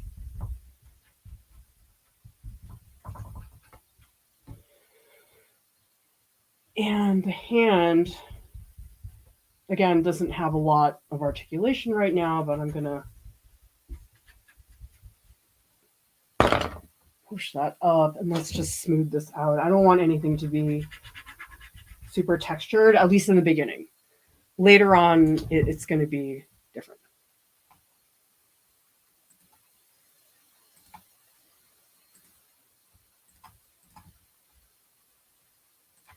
Weeping Dog says, been a big fan. Thanks to your work, I've been able to get into RISD for my master's. Do you have any advice for me as a student when I arrive? Oh, that's fantastic. Good for you. I would say make sure you explore the resources on campus and that you make friends with the people who work at those resources because they can help you so much. Because, yeah, your faculty are very important, okay? But here's an example. The RISD Nature Lab, I love the RISD Nature Lab. It's fantastic. But I got to know the people that worked there, the staff people. And because I did, I have an axolotl. Because one of the people that worked there, she knew I was looking for an axolotl because I chatted with her all the time. And they had this situation where Joshi and Lucifer, Jimo's brothers, were chewing his hands. And so the staff person said to me, we can't keep Jimo because his brothers are chewing his arms off. And it's like, if I hadn't ever talked to that staff person, they would never know. And so those are the types of people that I think are not as visible. Here's another example. The RISD store manager, he loves me because I always write really good supply lists that are really clear and you know what it is. It's not like some of these teachers, they just write paper. It's like, really? What kind of paper? And he was so helpful to me because I was looking for this one particular type of Duralar, and he special ordered it for me at some company. And I would never have gotten that if I hadn't talked to him. So talk to those people. They're so, so helpful. Ashton says, college student printmaker, really loved your dry point and Talio video. Yeah, I've been so shocked that people are interested in that video because dry point is such an obscure technique. And it's a technique that a lot of people can't do because you need a press and you need all kinds of, it's expensive to do. But it's like, I've gotten such a great reaction to those like super nerdy, obscure printmaking videos. And honestly, I was shocked. I was like, whoa, really? You guys still want to watch this? Like, I always sort of assumed that, and yes, this is true, people want more basic stuff that's more accessible. And when I did, I was like, wow, there really is value to this, because if you search for printmaking tutorials on YouTube, they're terrible. And they're not terrible because I think they're bad. They're terrible because they don't show the whole process. So a lot of the printmaking videos on YouTube, it's like etching in 5 minutes. It's like, no, this is not very helpful. I mean, yes, it's fun to see an etching happen, but as far as really comprehending the depth of the material and the process, 5 minutes is not going to cut it. Or it's like a time lapse or something. So I'm hoping to fill that gap.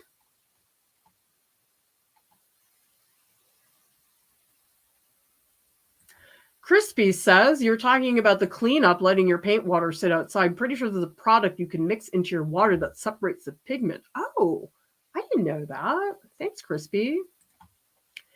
AA says, is the panel as durable as canvas? After all the rubbing, is it still the same texture? I've never tried panel before. Yes, it's super stable. I mean, I'm rubbing really hard. It's fine. It's so, so strong. And these ampersand panels, this is the one that I'm using today. These are very good quality. They're so well built. They are expensive though. They're not super cheap, but it's really worth it.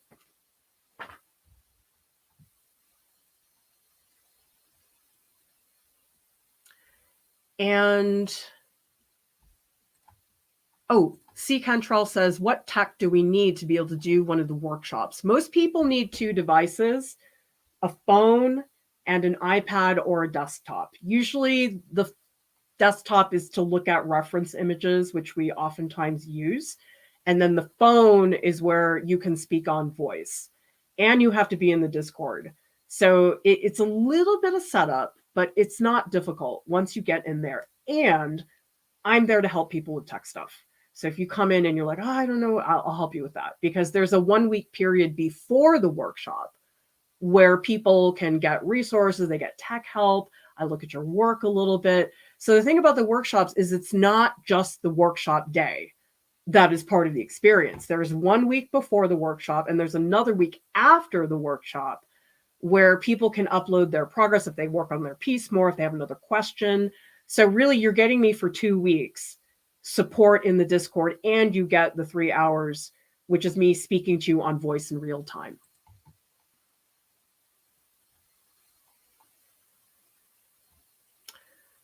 And Fuchs Farben, I bet the Crimson stopped the live stream. Yes, it's got a vendetta. It's just very resentful.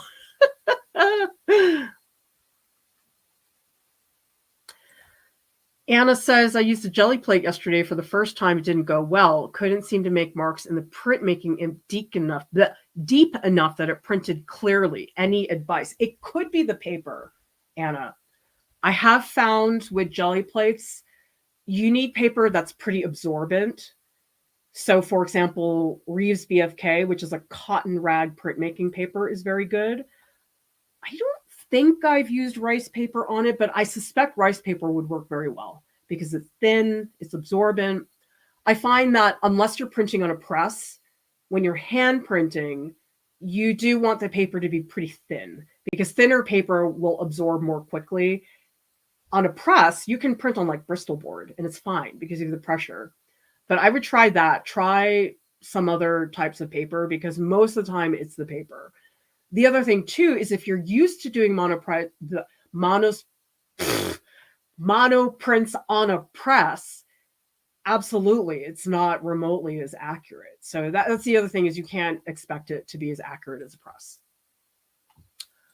Oh, that's it. Okay, so Anna, if you've done it on traditional press and stuff, the jelly plate really it takes a lot of time to get used to. It's not something you can figure out right away. Ashton says, it's nice to see that you included mistakes in the troubleshooting required in printmaking. Oh, there's a lot of that. I mean, that's what sort of frustrates me about some of these videos. They cut out all the mess ups, and so much of printmaking is messing up and learning how to fix it. because something's going to go wrong. I've never done a print where it's just whoop, smooth sailing. No, that never happens. And so learning how to fix the mistakes is just as important as doing it right, because you can't do it right until you've done it wrong a couple times. And I'm a professional artist and I taught classes on printmaking at the college level and I still have to troubleshoot. So hopefully that's reassuring for you, because not every print is a slam dunk. In fact, it's rare for it to be a slam dunk. I feel like that's just beginner's luck.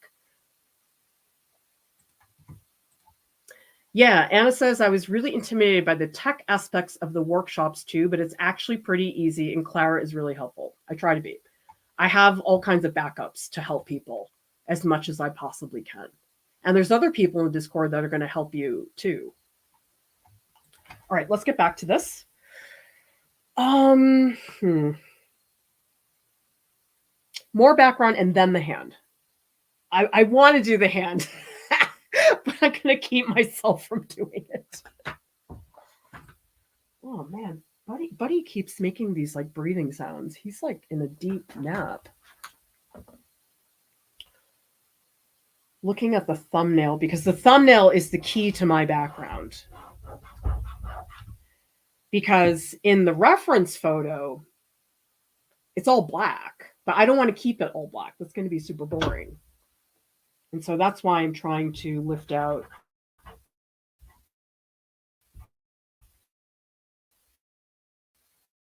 the margins.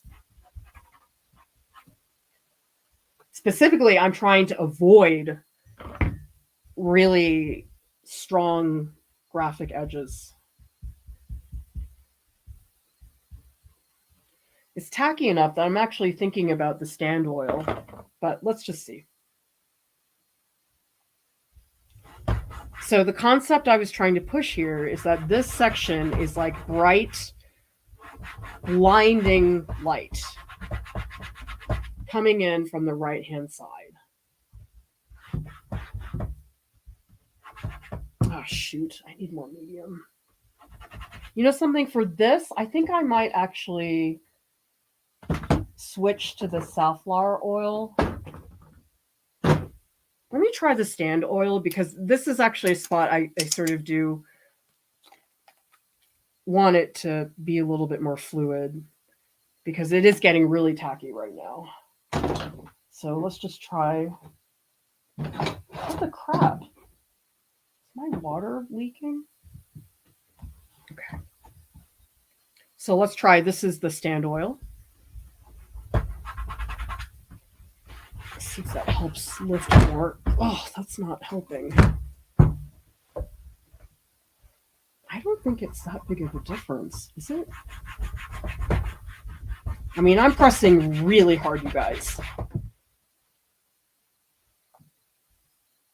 Maybe this is where it's blinding light, and then maybe down here it gets a little darker.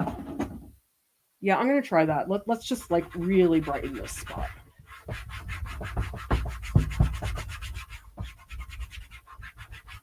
Geez, in retrospect, I feel like I shouldn't have used the slow dry medium. I feel like it's drying faster than I want it to. Oh well.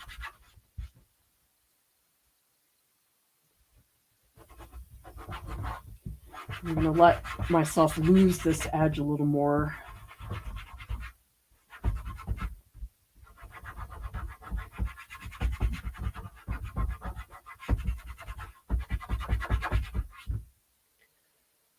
Yeah, now we're getting better distribution of strokes. So actually, I'm going to use the stand oil, and let me see if I can do like a quick glaze over some of this. I feel like this is getting a little too light, because I want it to be lighter, but I don't want it to be as bright as what's happening on the right-hand side.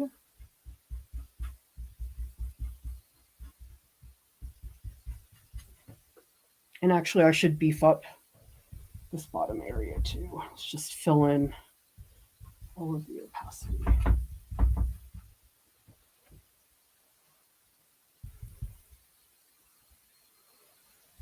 Maybe get this cast shadow a little more substantial.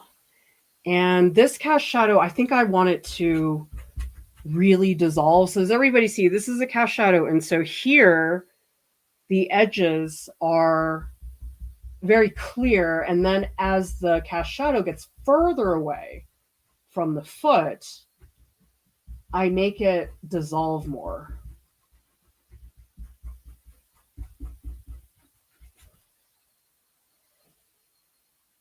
That's okay. I feel like this highlight is getting a little bit too dramatic. So let's just go in and scrub away some of those edges so that it dissolves a little more gradually. So that's another thing to think about when you are considering edges. Okay, so how sharp is the edge?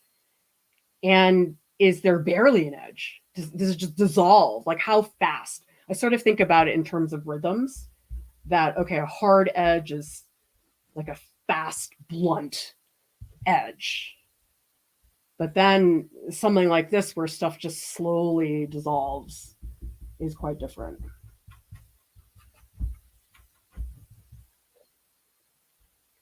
All right, that's better. Still not thrilled with the anatomy of the foot. Maybe it just needs more drawing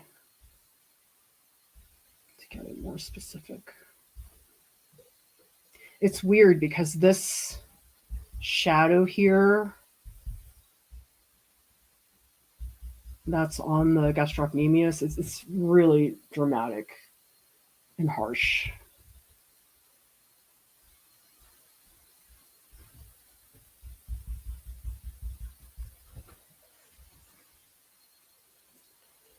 Yeah, I think I'm going to leave this lower corner a little darker. I was going to make it bright white, but the thing is, I don't want this all bright white. Like I'm making it bright white and then it sort of gets darker towards the bottom.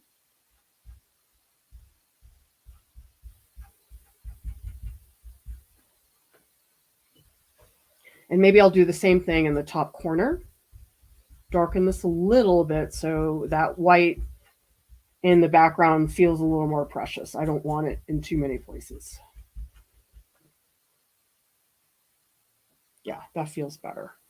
Okay, and I'm looking, I feel like this needs to get darker, a little bit higher. I feel like I don't want this transition to be very blunt. I want it to be really slow.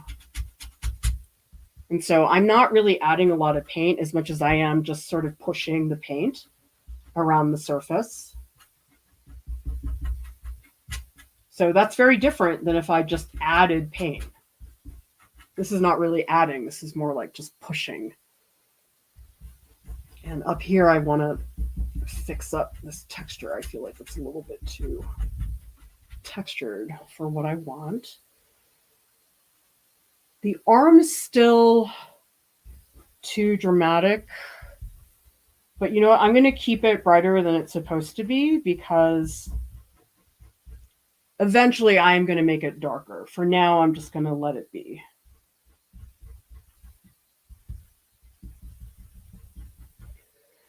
And the hand probably needs a little more articulation. So I think what I'm going to do, let's fix up this hand and that hand. And then that's probably a good stopping point. I'm glad I did this wacko color scheme. I think it was a good choice. And I might actually extend the hair. So the hair sort of stops at the top of the torso, but I'm going to make it maybe a little more substantial than that.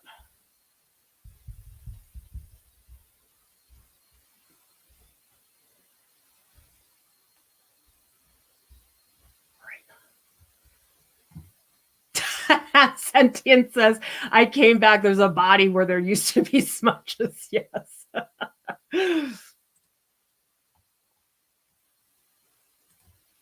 Debbie says, you think you're having problems with fast drawing. I'm following this tutorial in gouache. Oh, gouache intimidates me so much. I mean, especially when I saw Alex Rose gouache paintings, which are phenomenal. I was like, dude, why even try? Isn't that terrible?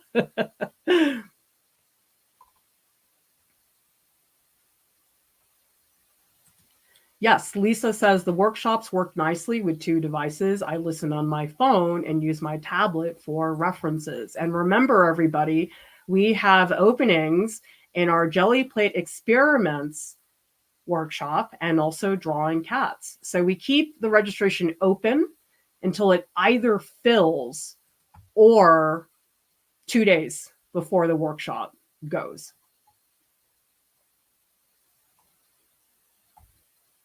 Lux wants more printmaking videos.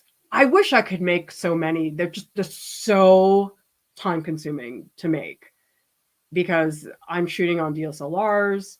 I'm using multiple cameras. There's so much to document, just stills alone. I mean, I spent so long just looking for art history images of woodcuts because I need to get that art history in there. So the problem is they just take so long to make. That's the only issue. Anna says, what happened to Alex? Alex is going back to school to be a therapist. And so he's making a career change, and turned out that it was more helpful for him to be able to focus on that entirely. So yes, we miss him. Sentient says, for a while it felt like I was seeing this color everywhere in paintings on Instagram. Well, this is attention grabbing. You know, if I had done this in black and white, people are not going to notice it so much. So I get why, but okay. Instagram is very helpful. Okay. We've grown our audience there, and it really is a good platform for a lot of things. But I also feel like it's sort of destroyed people's perception of art, because here's the thing, stuff that is subtle and quiet and that takes time to absorb doesn't do well on Instagram. A good example is Via Selmans. Oh, I love her work. She's a printmaker, and her work is not loud. It's all black and white. A lot of people would just swipe past it on Instagram, but I've seen Via Selmans prints in person. I saw them at the print collection at the Met.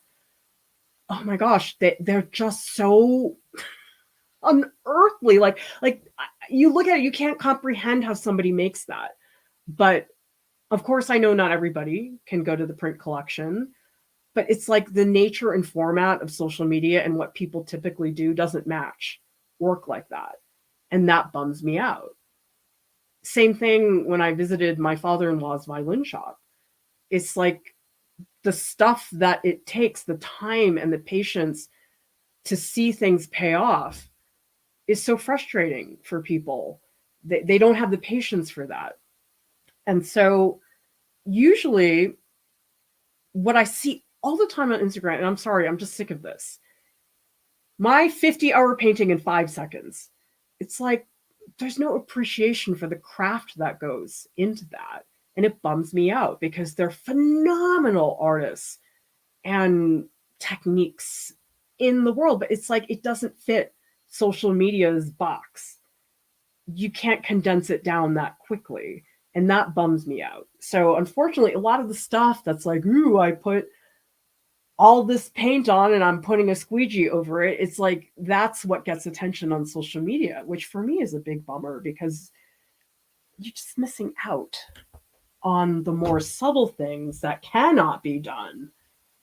Or even, I mean, I almost feel like seeing my father-in-law's violin making practice, I almost feel like it'd be an insult to film his process, do a time lapse, and make it a 15-second video. I feel like that's almost disrespectful to the craft. But I don't know. I might actually go back and paint at his shop because it's a beautiful space. I mean, not beautiful as in like tidy, but it's like a real space. Like you can see the work that's invested. So I was thinking about doing maybe a drawing when I was there. I might do some preliminary ones just from the reference photos I shot, just to sort of plan a little bit what I might want to do. But yeah, like I was just floored by what he does. It's just is incredible that people have that kind of patience. And actually, a few days later, a violin making video popped up on TikTok. I was like, oh, cool. So it was about this person that is studying how to make a violin at this institution, like the school. And I was so annoyed because she didn't show the stuff that I think is really fun. She showed almost like a museum. Like everything was on display, everything was clean. I was like, are you serious? Like, this is not violin making. This is like violin museum. And if you guys look at the reference photos that I shot at the violin shop, I mean, he's got wood shavings everywhere. Of course, there's dust on the floor. And I'm like, okay, this is a real space. Like, you can feel the depth of that workspace. And I'm like, I don't want to see a museum of violins. I want to see the real thing. The other thing that was funny about his shop is he has so many clamps. Like, I've never seen that many clamps in my entire life, just like racks of clamps. And it's like some people would say, oh, that's ugly. I'm like, no, that is so much of the process. It's just all these clamps. It's ridiculous. All right, I'm going to get a smaller brush. And I am going to try to do some anatomy just because I need that for this to really come across. And I'm going to use thicker paint and try to, oh shoot, I lost a finger. Let's get that finger back. Sorry, move this up.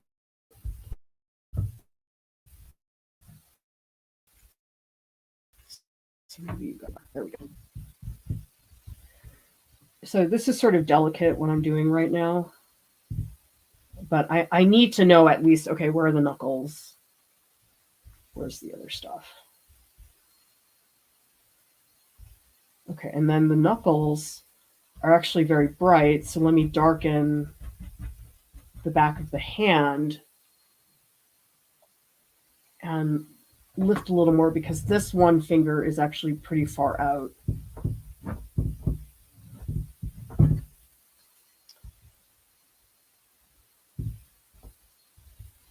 Much thicker paint than what I was doing before. And by the way, in terms of print collections, a lot of people don't realize this, but you can request a visit. You can call up the print collection and say, hi, I want to make an appointment. And they will pull out prints for you. So you can look at the collection online, see what they have, and you can say, I want to see Albrecht Dürer's Adam and Eve engraving so I can feel totally inferior as an artist. You can do that. Because I would take my classes to the Rijksmuseum Museum. That was super fun. And I got to see these Michael Mazur prints. Oh, they're so good. Like Michael Mazur, he's the type of artist, like there's a lot of artists I love their work, but it's not the type of work I do. And Mike Mazur, like I really wish I was him. Like it's really that dumb. I don't really feel that way about a lot of artists, but I feel that way about Michael Mazur. It's so good. Oh my God. And I got to meet him. Did you know? I got to shake his hand. And I didn't even know who he was. I felt like such an idiot. I just shook his hand. That's it. I also got to shake Sarah Z's hand. Sarah Z's having a show at the Guggenheim, and I'm really sad that I'm not going to see it in person. I don't know. Maybe it'll be open through the fall. I'm not sure, but I'm so sad that I don't get to see that show. And I'm also very jealous because you know who posted on Instagram that they went to the Sarah Z show at the Guggenheim? Hugh Jackman. I'm like, oh my God. If I had a show at the Guggenheim, Hugh Jackman would come see it. Like, you guys, I've been going about this all wrong. I should have had a career in New York, so Hugh Jackman would come. And I saw his wife did a studio visit with Sarah Z. I was like, oh my God, it's not fair. Why don't I have Sarah Z's career? I mean, yeah, the art career would be nice, but I just want to meet Hugh Jackman. I really think I'd start crying. I think I would start bawling if I met him. See, like Pedro Pascal, I don't think I'd cry. I just would be like, you're so cute. I love you. But Benedict, I think I would cry. Like, I really think I would. And I'm the type of person, like, I don't want to talk to celebrities on the street. I feel like it's so sort of rude and intrusive because, they have their own lives. I'm like, okay, for Hugh Jackman, all of that etiquette would just go out the window. I just would be like, I don't care. I'm sorry, Hugh. I just can't control myself.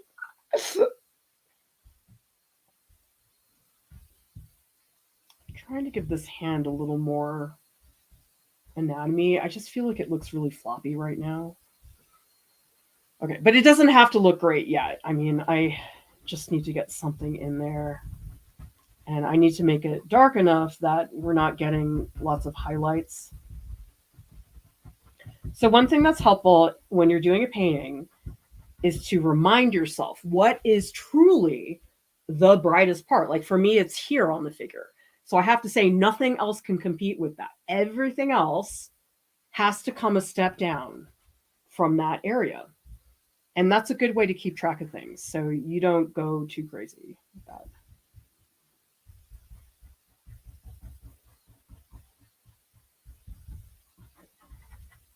All right, I got to switch back to the big brush. Okay. And I want to just beef up. What is all this junk? Oh my God. It's all over. Yuck. Okay.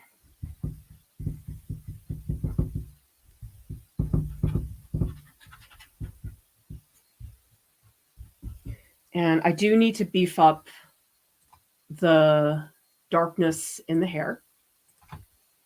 So here I'm going to build up thicker paint because in the other areas I was trying not to do that. Here I am.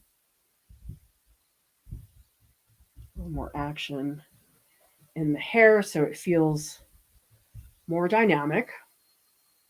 Oh shoot, sorry, there's a big shadow here. It's coming from my computer. So yeah, sorry, that's not very accurate.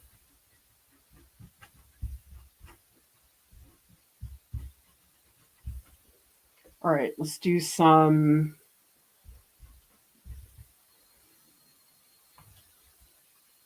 close looking. It still feels mushy to me, but I think it's okay because this is just the underpainting. This is not where I'm going to end up.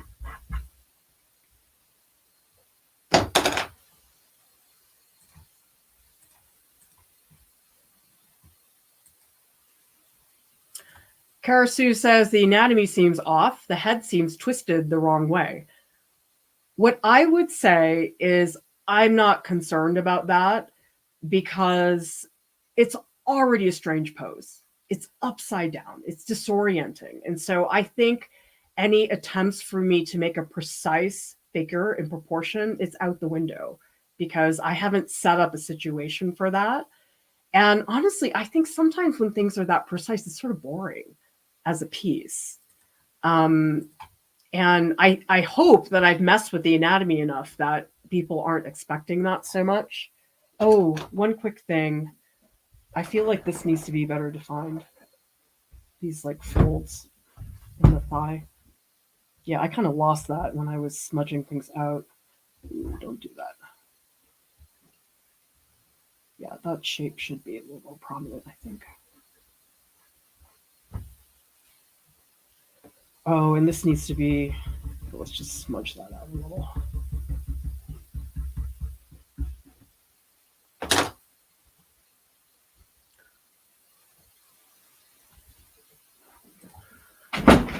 Oh, Bud. Hang on. Buddy wants to get out. Hey, Bud, come here. Come say hi to everybody. Buddy, come here. Right here, honey. No, don't jump up. Okay, there. You can see his. There he is. Buddy, hang on. I'll be right back. He has to get up. Bud, here you go. Gosh, that was a really long nap. He was in here for 2 hours. Yes. Sarah Z, Kara Walker, Dana Schutz, Nicole Eisenman. Ugh. It's like I know I've made my peace with what I'm doing, but sometimes I'm like, oh my God, I want to win a MacArthur. I want to show it to Guggenheim. Yeah, he wasn't cooperating. I was hoping he would come say hi, but of course, not cooperating.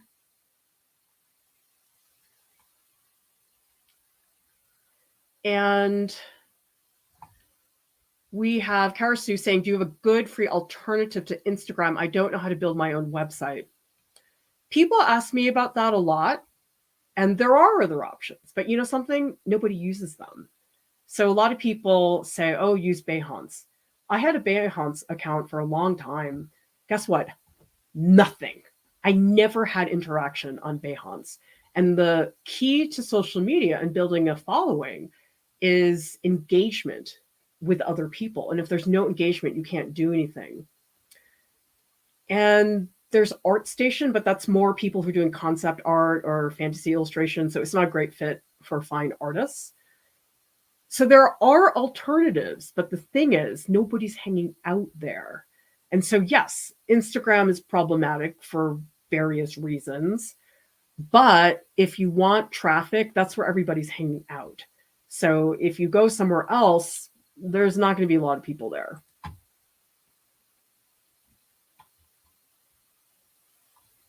Oh, yeah. So the name is Via Selmans. Let me type that into the chat so everybody can see.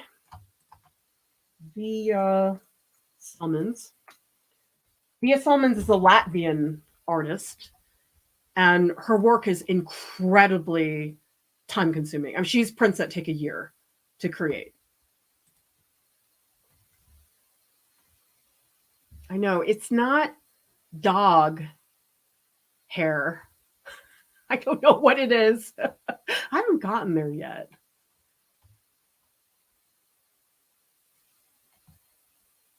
And Vav says there's someone in Discord who's thinking about making an artist focused app. I haven't been online. See, that's the thing is that, yeah, there are all these other options, but it's like everyone's hanging out at Instagram.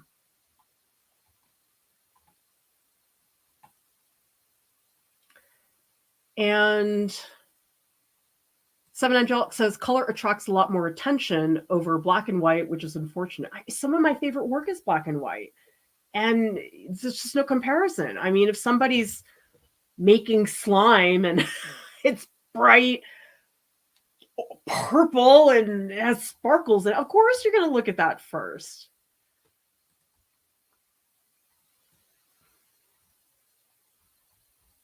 So that's the problem, is it just does not fit into that experience. Yeah, there's TikTok. I'm on it because a lot of our audience is on it. And you know something? I was surprised because I feel like well, first of all, I didn't get it at first. I really had to spend time on it, looking at things, watching Pedro Pascal and Benedict Cumberbatch. I always like those videos because I want them to show it to me more. But the thing about TikTok is people, I think, because it's a video app, are like, oh, I have to make a video. You don't. You can actually make a carousel pose, which is just stills that people swipe through.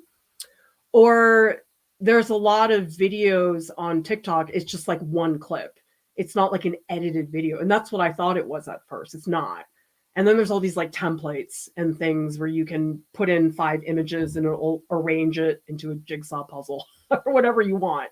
So I was sort of surprised the way TikTok works. It's not what we think about with video, at least for me, because I'm old school. I was, video, you have to edit, you have to do. No, some videos is just somebody holding it in the video, but it might as well be a still.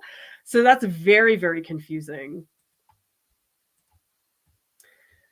Vav says, my vibe is that, yeah, they're winning awards of world-class artists, but I haven't heard anyone say, oh, yeah, Dana Schutz really changed my life. Seeing her art really hit on a deep level. Well, the thing is, Dana Schutz is in a different orbit. I mean, maybe she's on Instagram. I don't know. But she's in a totally different universe than some of these other artists. And you know something? I'm sorry to tell you guys this, but anytime I see an artist described as award-winning, internationally acclaimed, I'm like, nah, Because you know something, if you look at Sarah Z, they don't describe her as an internationally renowned. She is, but they don't describe her that way. And she doesn't have that on her website either. She doesn't write award-winning artist on her website, okay? So when I see people describe themselves as award-winning international artists, I'm like, you know, that's not a good sign if you feel the need to spell that out. I mean, I've been watching Shazia Sikander. Actually, let me put her name into the chat as well. I love her work.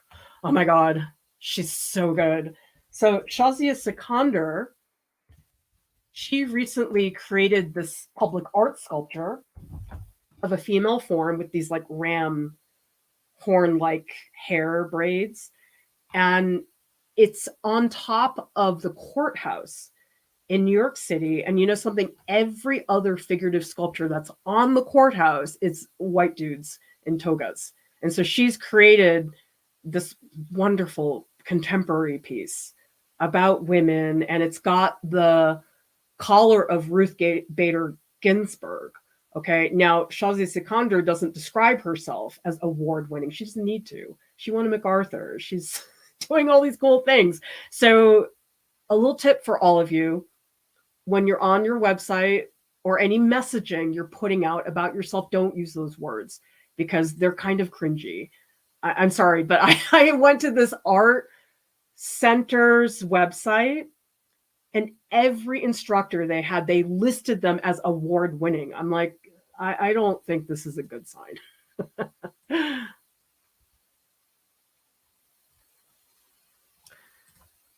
I is saying, do you have any experience with Pinterest? I know that people use it very often. I know it's helpful for building mood boards because it's just structured that way. And there's cool stuff on there. Okay, I'm not saying there isn't, but most of what I see on Pinterest is skinny white women with lots of makeup on. That's what most of Pinterest is. And a lot of people tell me, oh, I got the reference from Pinterest. And I'm sure there are good ones on there, but most of them are really fake looking. They're not real people. And so you'll notice the reference photos I post on our Flickr, it's not skinny white women with lots of makeup on. It's real people, people with wrinkles, people who have skin that's not perfectly smooth and photoshopped.